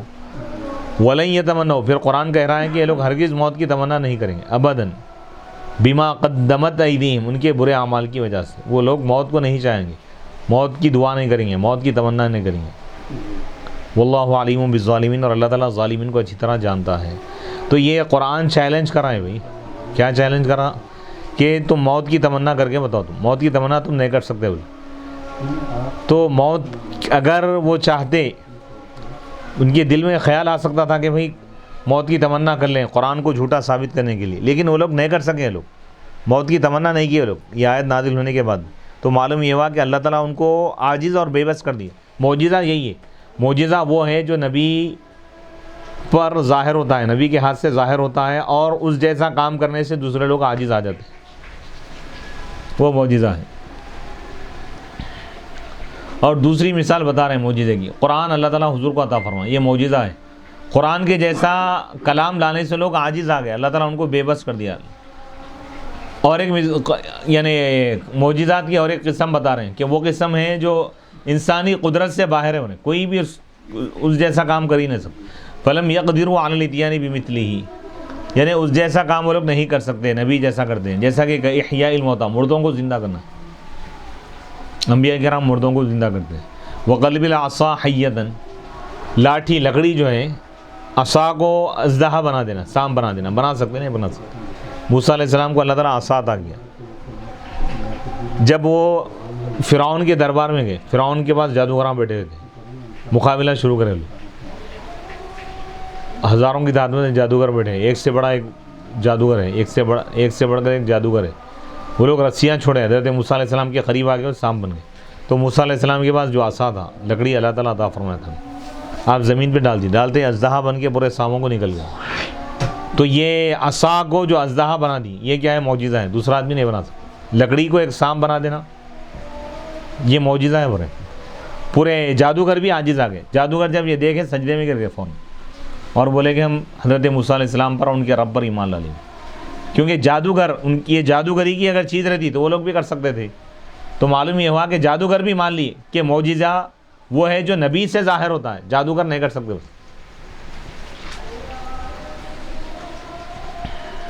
وہ اخراج ناقۃ من صخرۃ، چٹان سے، پہاڑ سے اونٹنی کو نکالنا. پتھر سے کوئی مخلوق پیدا ہو سکتی ہے کیا؟ نہیں ہو سکتی. لیکن حضرت ایک جو پیغمبر ہیں، حضرت صالح علیہ السلام کی جو اونٹنی ہے جس کا ذکر قرآن مجید میں موجود ہے، ان کی جب انہوں نے اللہ کا پیغام مخلوق کے سامنے رکھا اور کہا کہ اللہ پر ایمان لاؤ اور صالح علیہ السلام پر ایمان لاؤ، تو وہ لوگ بولے کہ آپ نبی ہے تو ہم کیسا ماننا؟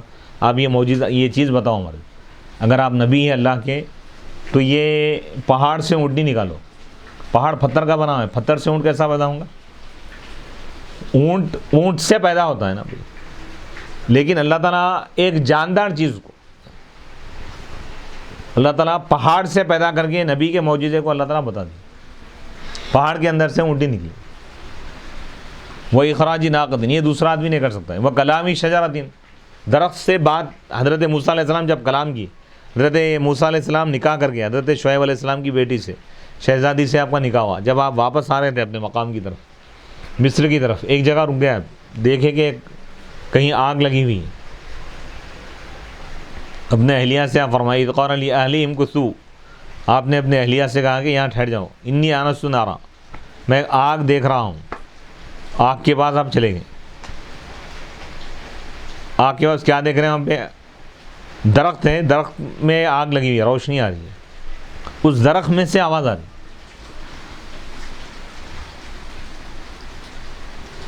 تو یہ بھی حضرت موسیٰ علیہ السلام کا معجزہ تھا. اور بعض لوگ یہ بول رہے ہیں کہ کلام شجرہ، درخت کے بات کرنے سے کیا مراد ہے؟ یعنی بعض انبیاء سے درخت بھی بات کرے. جھاڑ بات کرتا نہیں کرتا، لیکن انبیاء اگر اس سے بات کرنا چاہے تو اللہ تعالیٰ اس کو بات کی طاقت دے دیتا. جیسے پتھر، کنکریاں حضور کا کلمہ پڑھیں. کنکر پتھر، اس میں جان نہیں ہوتی، بے جان چیزیں، بے جان چیزیں. تو عیسیٰ علیہ السلام کا معجزہ کیا تھا؟ مردوں کو زندہ کرتے تھے. مردے کا مطلب کیا ہے بھائی؟ جس کے جسم سے روح نکل گئی.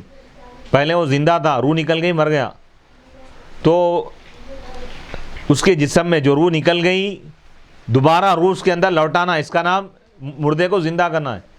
لیکن پتھر میں تو روح ہی نہیں ہوتی، نئی روح ڈال دی حضور علیہ الصلوۃ والسلام۔ سبحان حضرت عیسیٰ کا معجزہ یہ تھا کہ نکلی ہوئی روح کو واپس لوٹاتے تھے، لیکن میرے آقا کا معجزہ یہ ہے کہ جس میں روح نہیں ہے نئی روح ڈال دیتے تھے۔ کنکریاں آپ کا کلمہ پڑھیں۔ وانشقاق القمر ونبع الماء من الاصابع، حضرت موسیٰ کا معجزہ کیا تھا کہ پتھر پہ اگر آپ عصا سے اگر مار دیں، آپ ضرب لگا دیں تو پانی کے چشمے جاری ہو جاتے۔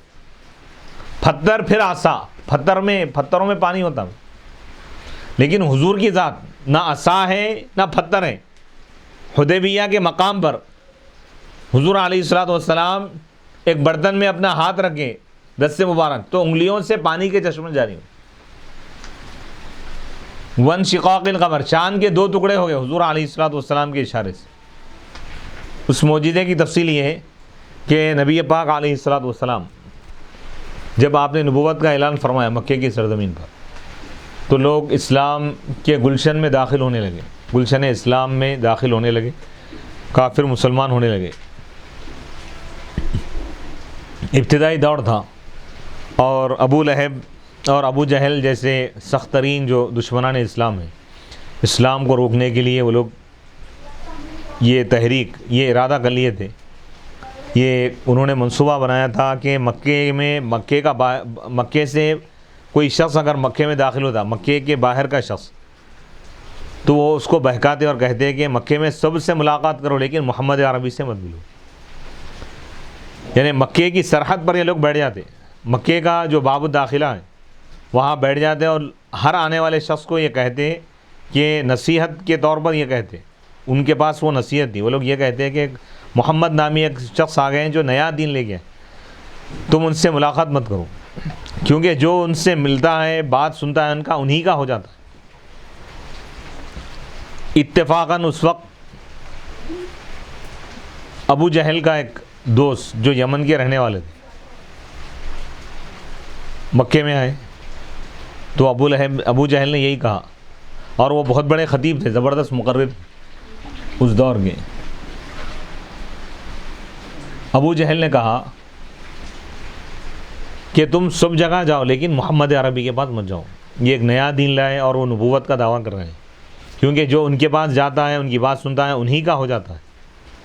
اور یہاں تک اس نے کہہ دیا کہ وہ جادوگر بھی ہیں، نعوذ باللہ من ذلک۔ تو حبیب اعجمی نے کہا کہ اگر ان کے معاملات میں دیکھوں گا، پہلے اللہ تعالیٰ مجھ کو عقل عطا کیا ہے، اگر صحیح بات ہے تو میں قبول کروں گا، غلط ہے تو میں قبول نہیں کروں گا، لیکن میں مل کر رہوں گا۔ ابو جہل پریشان ہو گیا اور دل میں سوچنے لگا کہ یہ ایک دوست تھا، یہ بھی ہاتھ سے چھوٹ رہا ہے، پریشان ہو گیا۔ حبیب اعجمی نے کہا کہ میں اس رسول سے جا کر ملوں گا، ملاقات کروں گا۔ تو نبی پاک علیہ الصلوۃ والسلام، رات کا وقت تھا، چاند کی 14 تاریخ تھی، آسمان پر چاند چمک رہا تھا، اور حرم کعبہ میں نبوت اور رسالت کا چاند چمک رہا تھا۔ تو ابو جہل کے دوست نے حضور علیہ الصلوۃ والسلام کے قریب گئے اور کہا کہ میں نے یہ سنا کہ آپ محمد ہے اور آپ نبوت کا دعویٰ کر رہے ہیں۔ تو حضور نے فرمایا ہاں یقیناً میں اللہ کا رسول ہوں، اللہ کا نبی ہوں، اللہ کا بندہ ہوں۔ تو اس نے کہا کہ اے محمد، اگر آپ خدا کے نبی ہیں، اللہ کے نبی اگر ہیں، تو میں آپ سے 2 سوالات کے جوابات چاہ رہا ہوں، 2 سوالات کروں گا میں آپ سے، آپ اس کے جوابات دیں گے۔ اگر آپ اس کے جوابات دے دیں گے تو میں آپ کو نبی مانوں گا۔ چاند کی 14 تاریخ تھی، 14ویں کا چاند چمک رہا تھا۔ تو اس نے کہا کہ اگر آپ نبی ہیں، محمد صلی اللہ علیہ وسلم اگر آپ نبی ہیں تو اس چاند کے 2 ٹکڑے کیجیے۔ تو حضور علیہ الصلوۃ والسلام انگلی کا اشارہ فرمائے، انگلی کے اشارے سے چاند 2 ٹکڑے ہو گیا، پورے عرب کے لوگ دیکھ لیے۔ تو اس کے بعد حبیب اعجمی فوراً حضور کے قدموں میں گر گئے اور کہا کہ یا رسول اللہ، اب آپ اپنا ہاتھ آگے بڑھائیے، میں کلمہ پڑھتا ہوں۔ حضور دست مبارک آگے بڑھائے، حضور کے ہاتھ پر انہوں نے اپنا ہاتھ رکھا اور اشہد ان لا الہ الا اللہ و اشہد ان محمد رسول اللہ پڑھ لیا۔ میں گواہی دیتا ہوں کہ اللہ کے سوا کوئی معبود نہیں، اور میں گواہی دیتا ہوں کہ محمد صلی اللہ علیہ وسلم اللہ کے رسول ہے۔ کلمہ پڑھ لی۔ ابو جہل پریشان ہو گیا۔ حبیب اعجمی، تو حضور پھر حبیب اعجمی سے کہے، فرمائے کہ اے حبیب اعجمی، تم نے کہا تھا کہ تم 2 سوال کرنے والے ہو، تمہارا تو ایک ہی سوال ہوا، ابھی اس کا جواب تم کو مل گیا۔ اور حبیب اعظمی نے کہا کہ میں آپ کو اس لیے نبی مان لیا کہ اگر آپ جادوگر ہوتے تو جادو آسمانوں پر نہیں چلتا، چاند سورج، آپ کا اختیار آسمانوں پر بھی چل رہا ہے، تو معلوم یہ ہوا پوری کائنات کے لیے آپ رسول بنا کر بھیجیں گے۔ سبحان اللہ سبحان تو حضور نے فرمایا اے حبیب اعظمی تم دوسرا سوال کرو۔ تو حبیب اعظمی نے کہا کہ یا رسول اللہ جب میں آپ سے سوال کر رہا تھا تو کافر تھا، اب ایک سوال کا جواب سن کر میں مومن ہو گیا، اب مجھ کو سوال کرنے کی ضرورت نہیں، اب آپ بتائیے کہ میرے دل میں کیا ہے۔ میں مان لیا کہ آپ رسول ہیں، تو اب مجھ کو کہنے کی ضرورت نہیں ہے کہ میرے دل میں کیا ہے، ظاہر کرنے کی ضرورت نہیں، آپ وہ ہیں جو دلوں کے راز کو بھی جانتے۔ تو حضور علیہ الصلوۃ والسلام نے فرمایا کہ تمہارے دل میں دوسرا سوال یہ ہے، ابھی ظاہر نہیں کریں، نبی کے علم غیب کو دیکھیے، اختیار تو بتا دیا، اب اختیارات کہاں تک ہیں، اور علم غیب بتا رہے ہیں، فرماتے ہیں کہ تمہاری ایک بیٹی ہے جو معذور اور مجبور ہے، چلنے پھرنے سے قاصر ہے، تم اس کے بارے میں فکر مند، اے حبیب اعظمی جاؤ میں نے اس کو شفا عطا کر دی۔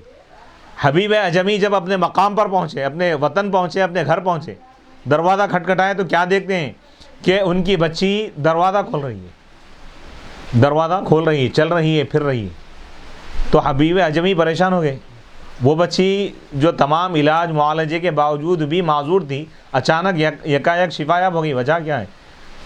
تو انہوں نے اپنی بچی سے پوچھا، تو حبیب اعظمی کی بیٹی نے کہا کہ 14ویں کی جو شب تھی، 14ویں کے چاند کے وقت ایک نورانی ہستی یہاں تشریف لائی اور کہا کہ اے بیٹی تمہارے والد کو میں مکے میں کلمہ پڑھا رہا ہوں، تم یہاں کلمہ پڑھو۔ اس کے بعد انہوں نے مجھ کو شفا عطا کی۔ سبحان اللہ سبحان اختیارات مصطفیٰ دیکھو، وقت واحد میں مکے میں بھی ہے، یمن میں بھی۔ تو یہ معجزات ہیں نبی پاک علیہ الصلوۃ والسلام، حضور کی ذات سرتاپا معجزہ ہیں۔ ہمارا ایمان تو یہ ہے کہ اللہ تعالیٰ انبیاء کو معجزات دے کر بھیجا اور حضور کی ذات کو معجزہ بنا کر بھیجا۔ حضور کی میلاد سے لے کر وفات تک 63 سال کا ہر لمحہ معجزہ ہے۔ نبی پاک علیہ الصلوۃ والسلام کی زندگی، حیات طیبہ سلسلہ معجزات ہیں، معجزات کا سلسلہ ہے پرانے۔ بے شک بتا رہے ہیں کہ چاند کے 2 ٹکڑے کرنا، یہ نبی پاک علیہ الصلوۃ والسلام کا ایسا معجزہ ہے جو کوئی بھی نہیں کر سکتا ہے۔ اب یہاں پہ بتا رہے ہیں کہ اللہ تعالیٰ حضور کی نبوت اور رسالت کو اللہ تعالیٰ معجزات کے ذریعے ظاہر فرما دے، کثیر، بہت زیادہ معجزات عطا فرما۔ انبیاء میں کسی کو اتنے معجزات عطا نہیں ہوئے جتنے ہمارے پیارے نبی حضرت محمد مصطفیٰ صلی اللہ علیہ وسلم کو عطا ہوئی۔ وَعْلَمْ أَنَّ الْمُعْجِزَاتِ الَّتِي ظَهَرَتْ عَلَى يَدِ نَبِيِّنَا صلی اللہ علیہ وسلم وَدَلَائِلَ نُبُوَّتِهِ وَبَرَاهِينَ صِدْقِهِ مِنْ هَذَا النَّوْعَيْنِ مَعًا، یعنی دونوں قسم کے معجزات اللہ تعالیٰ عطا فرمائے ہوتے، علمی معجزہ عطا فرمائے قرآن کی شکل میں، اللہ تعالیٰ حسی معجزات عطا فرمایا، معنوی معجزات عطا فرمایا۔ حسی معنوی، حسی کا مطلب جس کو ہر عام آدمی محسوس کر سکتا ہے، جیسے مردے کو زندہ کرنا ہے، چاند کے 2 ٹکڑے کرنا ہے، یہ حسی معجزہ محسوس کر سکتے، دیکھ سکتے اپنے آپ کو۔ علمی معجزہ کیا ہے بھائی؟ قرآن مجید ہے، قرآن اس کو پڑھنے والا، اس کو سمجھنے والا معجزے کو سمجھ سکتا ہے۔ وَعْلَمْ أَنَّ الْمُعْجِزَاتِ، تم یہ بات جان لو کہ وہ معجزات جو ہمارے نبی صلی اللہ علیہ وسلم کے دست مبارک پر ظاہر ہوئے اور آپ کی نبوت کے جو دلائل ہیں، براہین ہیں آپ کے حق ہونے کی، آپ کی حقانیت کے جو دلائل ہیں، یہ دونوں قسم کے معجزات ہیں۔ اور حضور پاک علیہ الصلوۃ والسلام تمام رسولوں اور نبیوں میں سب سے زیادہ معجزات والے۔ وَأَبْهَرُهُمْ آیَةً وَأَظْهَرَهُمْ بُرْهَانًا كَمَا سَنُبَيِّنُهُ وَهِيَ فِي كَثْرَتِهَا لَا يُحِيطُ بِهَا ضَبْطٌ، یعنی اتنے زیادہ ہیں ورنہ کہ جس کو شمار نہیں کیا جا سکتا، جس کو فَإِنَّ وَاحِدًا مِّنْهَا وَهُوَ الْقُرْآنُ لا يحصى عدد معجزاته بألف ولا ألفين، کیونکہ حضور کے معجزات میں سے ایک معجزے کو لے لیجئے اب، قرآن مجید، یہ معجزات کی تعداد کو شمار ہی نہیں کیا جا سکتا، 1000 ہے 2000، قرآن میں خود کئی معجزات ہیں، ولا اکثر، لأن النبی صلی اللہ علیہ وسلم قد تحدى بسورة منه فعجز عنها، کیونکہ نبی پاک علیہ الصلوۃ والسلام قرآن کے ایک سورے کو پیش کر کے آپ چیلنج کیے عرب کے فصحاء اور بلاغاء کو، کہ اگر تم کو اپنی عربی زبان پر فصاحت و بلاغت پہ ناز ہے تو قرآن کی جیسی ایک آیت لا کے بتاؤ. ایک سورہ تو دور کی بات ہے، ایک آیت بھی وہ لوگ پیش نہیں کر سکے قرآن کی جیسی فصاحت و بلاغت میں. دنیا میں کوئی بھی کلام فصاحت و بلاغت میں قرآن کا مقابلہ نہیں کر سکتا. قال اہل العلم واقصر السور، اہل علم نے کہا سب سے چھوٹا سورہ کون سا ہے؟ مختصر سورہ کوثر ہے، بولے 3 آیتیں. انا اعطیناک الکوثر، اے حبیب ہم نے آپ کو کوثر عطا کیا. بعض علماء اس کی تفسیر میں فرما رہے ہیں کہ حوض کوثر، خیر کثیر. اور ایک معنی یہ ہے کثرت معجزات کثیرہ ہم نے آپ کو عطا فرمایا. فکل آیت و آیت منہا بعددہا وقدرہا، یعنی ہر آیت یا چند آیتیں معجزہ ہے بر اس کی مقدار میں. کیا مطلب؟ ہر 3 آیت میں ایک معجزہ ہے بر. 6666 آیتیں تو اس میں ہی 2000 سے زائد معجزات ہوئے. قیامت تک کے لیے چیلنج ہے پورا. تمام انسان، تمام جنات سب مل کر بھی اگر ایک آیت پیش کر سکتے ہیں تو پیش کرو، بلکہ اللہ تعالیٰ پھر فرما رہا ہے کہ تم ہرگز پیش نہیں کر سکتے. کیوں؟ کیونکہ یہ اللہ کا کلام ہے، اللہ کے جیسا کلام کوئی پیش نہیں کر سکتا. ثم فیہا نفسیہ معجزات علی ما سنفصل فیما انطوى علیہ من الماء ثم معجزاتہ صلی اللہ علیہ وسلم علی قسمین. حضور کے جو معجزات ہیں اس کی 2 قسمیں بتا رہے ہیں. قسم منہا علم قطعا، بعض معجزات کی قسم وہ ہے جو قطعی طور پر معلوم ہے، حدیث مشہور کے ذریعے جو معلوم ہے، متواتر کل قرآن، جیسا کہ قرآن ہے تواتر کے ساتھ منقول ہوا نا بھائی. فلاں میں اس میں کوئی شک نہیں ہو رہا، اس میں کوئی اختلاف. تواتر کا مطلب اتنے زیادہ لوگ اس کو بیان کریں کہ ان سب کا جھوٹ پر متفق ہونا محال. بھائی ایک آدمی جھوٹ بول سکتا ہے، 2 بول سکتے ہیں، بھائی لاکھوں کروڑوں لوگ بول رہے ہیں کہ یہ اللہ کا کلام ہے، آیتیں ہیں، تو اس میں شک کی کوئی گنجائش نہیں ہے. اس کو کیا بولے گا؟ تواتر. تواتر بولتے ہیں.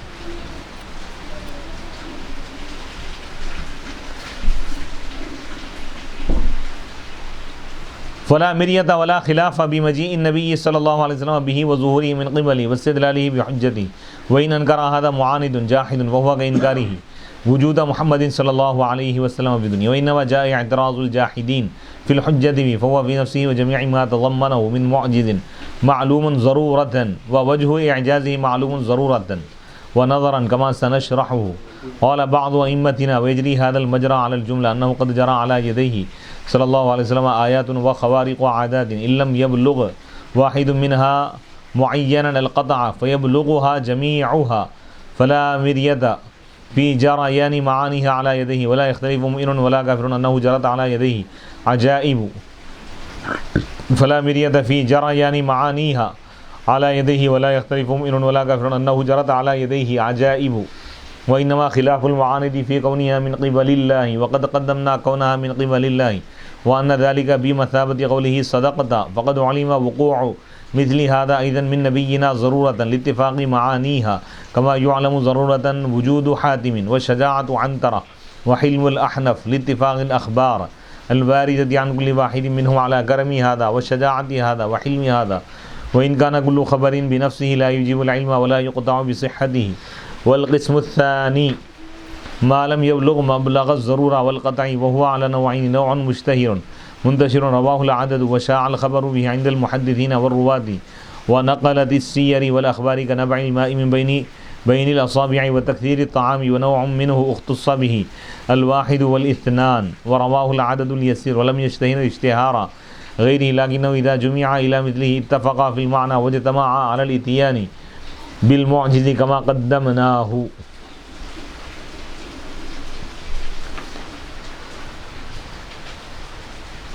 اب یہاں پہ یہ بات بتا رہے ہیں کہ نبی پاک علیہ الصلوۃ والسلام کے دست مبارک پر بے شمار نشانیاں ظاہر ہوئی ہو رہے ہیں، خارق عادت، خلاف عادت کئی کام ہوئے آپ سے، یعنی ایسی چیز جو عام انسان نہیں کر سکتا. یہ سب کے سب قطعی معجزات ہیں. وَإِنَّمَا خلاف المعاند، معاند جو سرکش ہے بھائی، جو مخالف ہے، جو انکار کرنے والا ہے، اس کا اختلاف کس بارے میں بتا رہے ہیں کہ اللہ کی جانب سے ہونے کے بارے میں اختلاف. حضور سے جو ظاہر ہوا اس کا تو کوئی بھی انکار نہیں کر سکتا. اور ہم اس بات کو بیان کر دیے کہ حضور کے تمام معجزات اللہ کی طرف سے، اس پر ہمارا ایمان ہے، یہ بالکل حق ہے، اور یہ تمام معجزات سچ ہے۔ قال القاضی ابو الفضل وانا اقول صدعا بالحق ان كثيرا من هذه الايات الماثوره عنه صلی اللہ علیہ وسلم معلومۃ بالقطع۔ علامہ قاضی یاز مالکی رحمۃ اللہ علیہ فرما رہے ہیں کہ میں کہتا ہوں، حق کا اظہار کرتے ہیں کہ بے شک بہت سارے معجزات جو حضور علیہ الصلوۃ والسلام سے منقول ہے، یہ ہر کوئی جانتا ہے، یہ معلوم ہے قطعی طور پہ۔ اما انشقاق القمر فالقرآن نص بوقوعه واخبر عن وجوده ولا يعدل عن ظاهر القرآن عن ظاهر الا بدلیل وجاء برفع احتماله صحیح الاخبار من طرق كثيرة ولا يوهن عزمنا خلاف اخرق منحل اور الدین ولا يلتفت الى ثقافة مبتدع يلقي الشك على قلوب ضعفاء المؤمنين بل نرغم بهذا انفه وننبذ بالعراء سخفه۔ اب یہاں پہ بتا رہے ہیں کہ ابرہا چاند کا دو ٹکڑے ہونا ہے، قرآن اس کے واقع ہونے کو بیان کیا ہوا ہے۔ اقتربت الساعۃ وانشق القمر، سورہ قمر میں اللہ تعالیٰ اس کو بیان فرمائے، یعنی قیامت قریب آ گئی اور چاند دو ٹکڑے ہو گیا۔ تو شق قمر کا جو معجزہ ہے قرآن نے اس کو بیان کیا، یعنی یہ حضور سے ثابت ہے، حضور علیہ الصلوۃ والسلام کے دست مبارک پر اللہ تعالیٰ اس معجزے کو ظاہر فرمائے، قرآن نے اس کو بیان کیا ہوا ہے، اور بھی بہت ساری احادیث مبارکہ سے یہ ثابت ہے۔ وکذالک، اور اسی طرح قصۃ نبع الماء، پانی جو ظاہر ہوا، پانی کے چشمے، وہ قصہ حضور کے ہاتھ سے، انگشت مبارک سے۔ وہ تکثیر طعام، کھانا زیادہ ہو گیا، برکت ہو گئی۔ ورواہ الثقات، یعنی ایک روایت تو یہ ہے کہ دودھ کا پیالہ، ایک چھوٹے سے پیالے میں دودھ تھا، حضور علیہ الصلوۃ والسلام اصحاب صفہ جو صحابہ کرام تھے، تقریباً 70 سے زائد تھے، پوروں کو آپ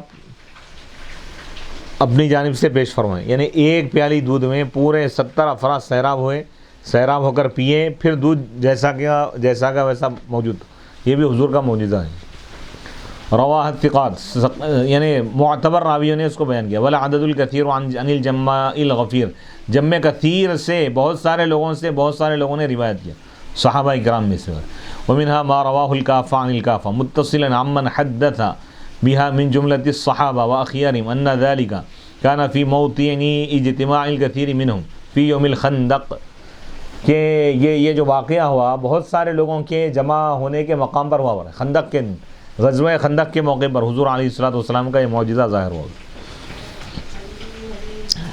خندق کا جو واقعہ ہوا یعنی شوال کے مہینے میں، سن 5 ہجری میں، غزوہ بوات میں ہوا، عمرہ حدیبیہ میں ہوا، وغزوۃ تبوک، غزوہ تبوک میں یہ واقعہ ہوا، وامثالیہ، اور جیسے من محافل المسلمین، ایک دو نہیں ہزاروں کی تعداد میں صحابہ کرام نے اس معجزے کو دیکھا اور بیان کیا۔ سبحان اللہ۔ وہ مجمع العساکر، لشکروں کے مجمع میں یہ ہوا واقعہ، ولم يؤثر عن احد من الصحابہ مخالفۃ للراوی فيما حكاه ولا انکار عما ذکر عنهم انهم رأوه كما رواه، اور کسی صحابی سے انکار ثابت نہیں ہو رہا، کوئی بھی صحابی اس کا انکار نہیں ہے۔ فسکوت الساکت منهم كنطق الناطق اذ هم المنزهون عن السکوت على باطل والمداهنة في كذب وليس هناك رغبة ولا رهبة تمنعهم ولو كان ما سمعوه منكرا عندهم وغير معروف لديهم لأنكروه كما أنكر بعضهم على بعض أشياء رواها من السنن والسير وحروف القرآن وخطأ بعضهم بعضا ووهمه في ذلك مما هو معلوم، فهذا النوع كله يلحق بالقطعي من معجزاته لما بيناه، وإذن فإن أمثال الأخبار التي لا أصل لها وبنيت على باطل لا بد مع مرور الأزمان وتداول الناس وأهل البحث من انکشاف ضعفها وخمول ذکرها كما يشاهد في كثير من الأخبار الكاذبة والأراجيف الطارية وأعلام نبينا صلى الله عليه وسلم هذه الواردة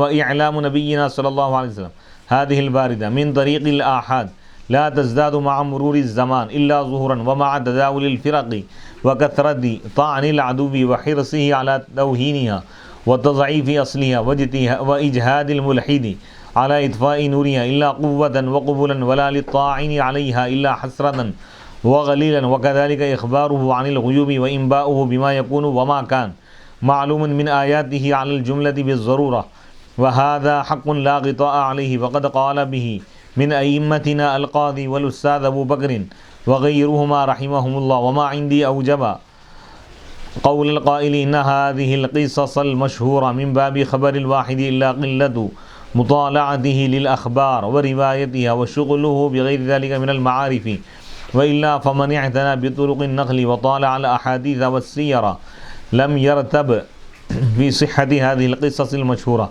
على الوجه الذي ذكرناه، ولا يبعد أن يحصل العلم بالتواتر عند واحد ولا يحصل عند آخر، فإن أكثر الناس يعلمون بالخبر كون بغداد موجودة وأنها مدينة عظيمة ودار الإمامة والخلافة، وآحد من الناس لا يعلمون اسمها فضلا عن وصفها، وهكذا يعلم الفقهاء من أصحاب مالك بالضرورة وتواتر النقل عنه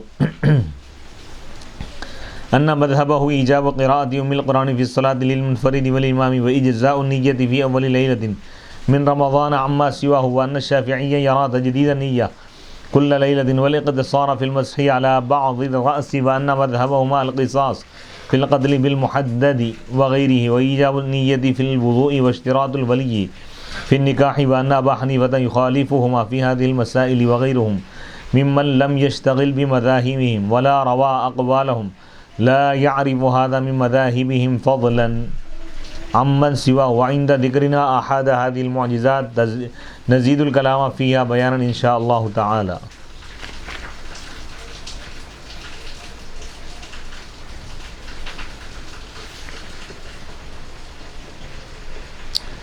نبی پاک علیہ الصلوۃ والسلام کے معجزات کے متعلق یہ بات بیان کر رہے ہیں کہ معجزات کو بیان کرنے والے صحابہ کرام ہیں، اور یہ جو معجزات کا ظہور ہوا، جیسے کھانے میں برکت کا ہونا، تھوڑے سے کھانے کو بہت سارے لوگ کھا لینا، یہ، اور اسی طرح پانی کا چشمہ جاری ہو جانا حضور کی انگلیوں سے، اس کو ہزاروں کی تعداد میں صحابہ کرام نے اپنے آنکھوں سے دیکھا اور اس کو بیان کی، تو یہ بالکل حق ہے، بالکل سچ ہے، کسی صحابی نے اس کا انکار نہیں کیا، تو تمام صحابہ کا اس پر متفق ہونا یہ بات اس بات کی دلیل ہے کہ یہ بالکل حق ہے اور سچ ہے۔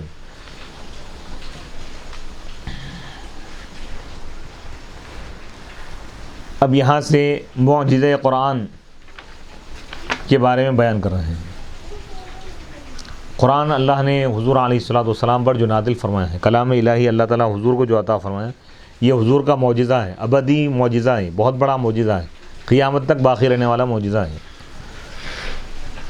اعلم وفقنا اللہ وإياك ان کتاب اللہ العزیز منطوی علی وجوہ من الاعجاز کثیرۃ وتحصیلها من جهة ضبط انواعها في 4 وجوه، اولها حسن تألیفه والتئام کلمه وفصاحته ووجوه اعجازه وبلاغته الخارقة عادة العرب، وذلك انهم كانوا ارباب هذا الشأن وفرسان الكلام قد خصوا من البلاغة والحكم ما لم يخص به غيرهم من الأمم، وأوتوا من ذرابة اللسان ما لم يؤت إنسان،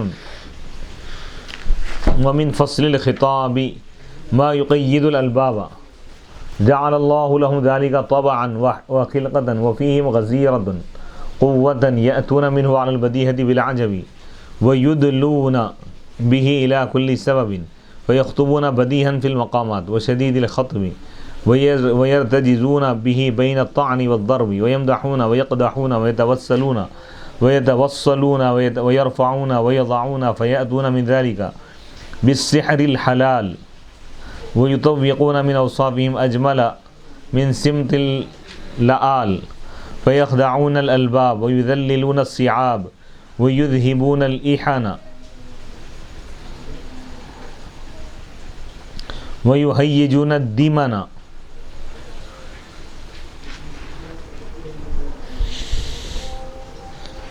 ويجرئون الجبان ويبسطون يد الجعد البنان، ويصيرون الناقص كاملا ويتركون النبيه خاملا، منهم البدوي ذو اللفظ الجزل والقول الفصل والكلام الفخم والطبع الجزل والقول الفصل والكلام والکلام الفخم والطبع الجوہری والمنزع القوی ومنهم الحضری ذو البلاغة البارعة والالفاظ الناصعة والکلمات الجامعة والطبع السهل والتصرف في القول القليل الكلفة الكثير الرونق الرقيق الحاشية وكلا البابين فلهما في البلاغة الحجة البالغة والقوة الدامغة والقدح الفالج والمهيع الناهج لا يشكون أن الكلام طوع مرادهم والبلاغة ملك قيادهم قد حووا فنونها واستنبطوا عيونها ودخلوا من كل باب من أبوابها وعلوا صرحا لبلوغ أسبابها فقالوا في الخطير والمهين وتفننوا في الغث والسمين وتقاولوا في القل والكثر وتساجلوا في النظم والنثر فما راعهم إلا رسول كريم بكتاب عزيز لا يأتيه الباطل من بين يديه ولا من خلفه تنزيل من حكيم حميد احکمت آیاتہ وفصلت کلماتہ وبہرت بلاغتہ العقول وظہرت فصاحتہ علی کل مقول وتضافر ایجازہ واعجازہ وتظاہرت حقیقتہ ومجازہ وتبارت فی الحسن مطالعہ ومقاطعہ وحبت کل البیان جوامعہ وبدائعہ. نبی پاک علیہ الصلوۃ والسلام کا جو سب سے بڑا معجزہ ہے قرآن مجید، اس کے متعلق فرما رہے ہیں کہ تم یہ جان لو اس بات کو کہ اللہ کی کتاب جو غالب ہے قرآن مجید، یہ اعجاز معجزے کے کئی صورتوں پر مشتمل ہے برا، کئی طریقے سے معجزہ ہے برا. پہلی قسم بتا رہے ہیں کہ اس میں جو ترتیب ہے، کلمات کی جو فٹنگ ہے، کلمات جو جڑے ہوئے ہیں، اس میں خود ایک معجزہ ہے برا. خوش الحانی کے ساتھ اگر پڑھے تو سننے والے پر ایک رقت اور ایک کیفیت طاری ہوتی. تلاوت کے انداز میں بھی ایک معجزہ ہے. کلمات کے سیاق و سباق میں بعد والی آیت کا پہلی والی آیت سے جو تعلق ہے وہ اگر غور و فکر کریں تو اس میں بھی معجزہ نظر آئے گا. آیتوں کا تناسب، اس کا جو ارتباط، اس کا جو نظم ہے، وہ جو ایک دوسرے سے ملے ہوئے اور اس میں جو ترکیب ہے، یہ کیا ہے؟ یہ تمام چیزیں معجزہ ہے. فصاحت و بلاغت ہیں اور اس میں اختصار ہے، یعنی بہت سارے مفاہیم کو ایک مختصر سے لفظ میں اللہ تعالیٰ جمع فرما دیا، یہ بھی معجزہ ہے. وہ بلاغت الخارقہ، اور قرآن کی وہ بلاغت جو عرب کے عقلوں کو حیران کر کے رکھ دی. عربی دان کو، عربی جاننے والوں کو، عربی کے ماہرین کو، عربی کے ائمہ کو، اماموں کو، اس دور کے جو عرب کے ائمہ تھے، فصیح و بلیغ جو شعراء تھے، قرآن سن کر حیران ہو گئے. وذالک انہم کانوا، کیونکہ اس کی وجہ یہ تھی کہ وہ لوگ اس شان کے مالک تھے. فصاحت و بلاغت میں بے مثال تھے عرب والے. وہ لوگ بھی حیرت میں پڑ گئے قرآن کو سن کر، اور یہ ماننے پر مجبور ہو گئے کہ یہ بشر کا کلام نہیں ہے، مخلوق کا نہیں ہے، اللہ کا کلام ہے. وہ فرسان الکلام قد خصوا من البلاغت والحکم، یعنی ان کو اتنی فصاحت و بلاغت دی گئی تھی کہ عرب والوں کے علاوہ کسی کے اندر وہ فصاحت و بلاغت نہیں تھی. تو وہ لوگ بھی عاجز اور بے بس ہو گئے. اس فن کے ماہرین کا یہ حال ہے تو جو ماہر نہیں ہے اس کا کیا حال ہوگا؟ جاہلوں کا تو یہاں پہ شمار ہی نہیں ہے. جو جاننے والے ہیں وہ لوگ بے بس ہے قرآن کے آگے. قیامت تک ہے یہ چیلنج، کوئی پیش نہیں کر سکا.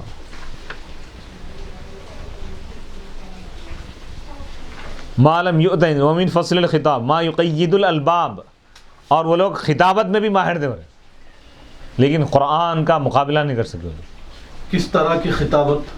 تقریر. بھائی عربی زبان میں تقریریں کیا کرتے تھے، تقریروں کے ذریعے لوگوں کو متاثر کیا کرتے تھے. قرآن سنے تو قرآن سے وہ لوگ متاثر ہو گئے، اور یہ چیز ان کے اندر فطری تھی. ایسا کہیں جا کے سیکھے یا کہیں پڑھ کے آگے نہیں. پیدائشی طور پہ اللہ تعالیٰ ان کو شاعر بنایا تھا، عرب کے لوگوں کو صلاحیت اور وہ کیفیت اللہ تعالیٰ عطا فرمایا تھا. لیکن وہ لوگ بھی بے بس ہو گئے، قرآن کی جیسی کوئی آیت پیش نہیں کر سکے.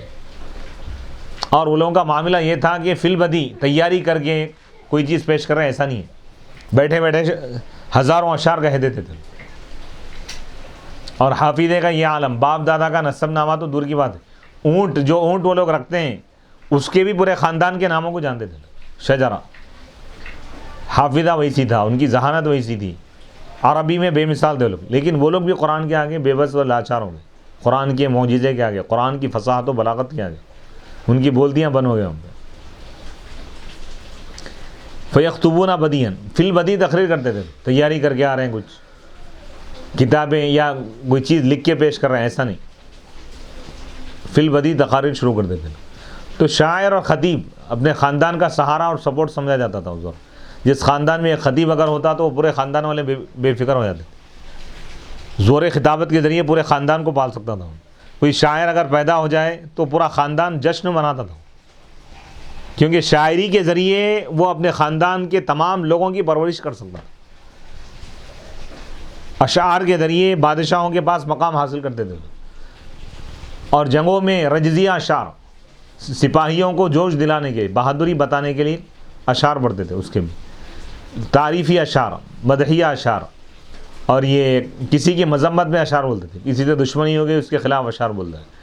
وَيَرْفَعُونَ، کسی کو اٹھا رہے ہیں اشعار میں، کسی کو بٹھا رہے ہیں، کسی کو ذلیل کر رہے ہیں، کسی کی عزت پیش کر رہے ہیں۔ فَيَأْتُونَ، تو بہت حیرت انگیز اشعار کہا کرتے تھے لوگ، لیکن جب قرآن کو دیکھے تو قرآن کے سامنے ان کی فصاحت و بلاغت کام میں نہیں ہے، حیران و پریشان ہو گئے لوگ، حضور کے اس معجزے سے وہ لوگ بے بس ہو گئے، لوگ لاچار ہو گئے تھے۔ زندگی کے نشیب و فراز میں وہ لوگ شاعری اور عربی زبان سے سہارا حاصل کرتے تھے، مدد حاصل کرتے تھے۔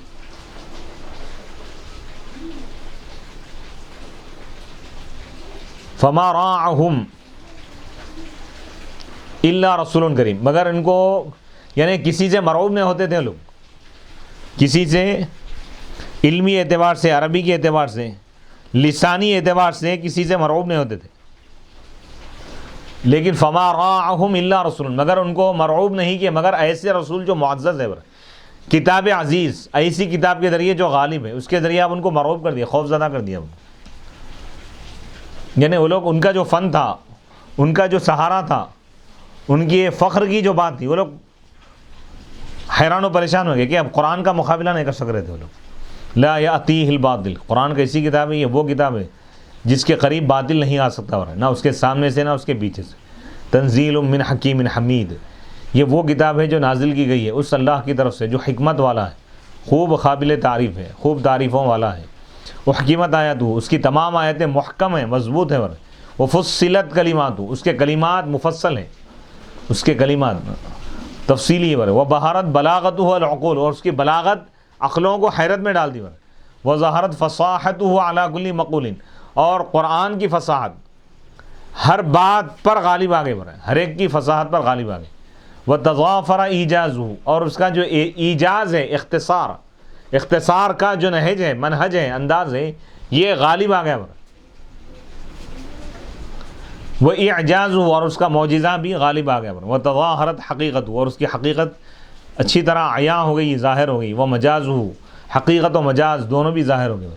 وہ تبارت فی الحسن مطالعہ ہو، وہ مقاطع وحبت کل البیانی، تمام بیانات پر شامل ہو گئی اس کے جامع کلمات قرآن کی، اور انوکھی جو آیتیں ہیں بے مثال، یہ تمام چیزوں پر مشتمل ہے۔ وَاعْتَدَلَ مع ایجازہ حسن نظمی، ایجاز یعنی اختصار کے باوجود کلام الہی، خدا کا کلام، یہ معتدل ہے، اس کا جو نظم ہے نا، اس کی جو ترتیب ہے، حسن نظم بھی ہے اس میں، آیتوں کی جو ترتیب ہے، آیتوں کی کا جو ربط ہے زبردست ہے۔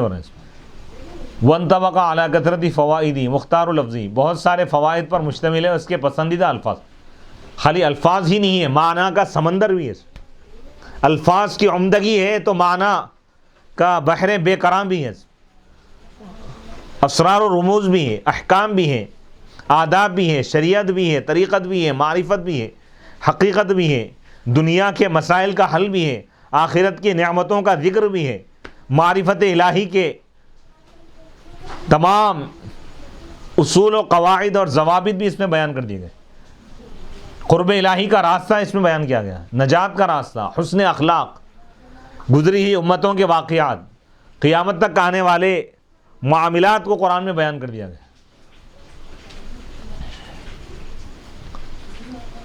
اللہ کی قدرت کی نشانیوں کو اس میں بیان کیا گیا۔ وهم افصح ما كانوا في هذا الباب مجالا واشهر في الخطابة رجالا واكثر في السجع والشعر سجالا واوسع في الغريب واللغة مقالا بلغتهم التي بها يتحاورون ومنازعهم التي عنها يتفاضلون صارخا بهم في كل حين ومقرعا لهم 29 عاما على رؤوس الملأ اجمعین. اب یہاں پہ بتا رہے ہیں کہ قرآن کی آیتیں عرب کے لوگوں کو حیرت میں ڈال دی انہوں نے، اور قرآن کے جیسی آیت کو پیش کرنے سے ان کو عاجز اور بے بس کر دی. قرآن مجید میں اللہ فرما رہا ہے ام یقولون افطرا قل فأتوا بسورۃ مثلہ وادعوا من استطعتم من دون اللہ ان کنتم صادقین. سورہ یونس کی آیت ہے. اب یہاں سے ایک تفصیلی مضمون ہے انشاءاللہ ہم اگلی نشست میں اس کو بیان کریں گے. صلی اللہ تعالیٰ علی خیر خلقہ سیدنا محمد وآلہ وصحبہ اجمعین والحمد للہ رب العالمین.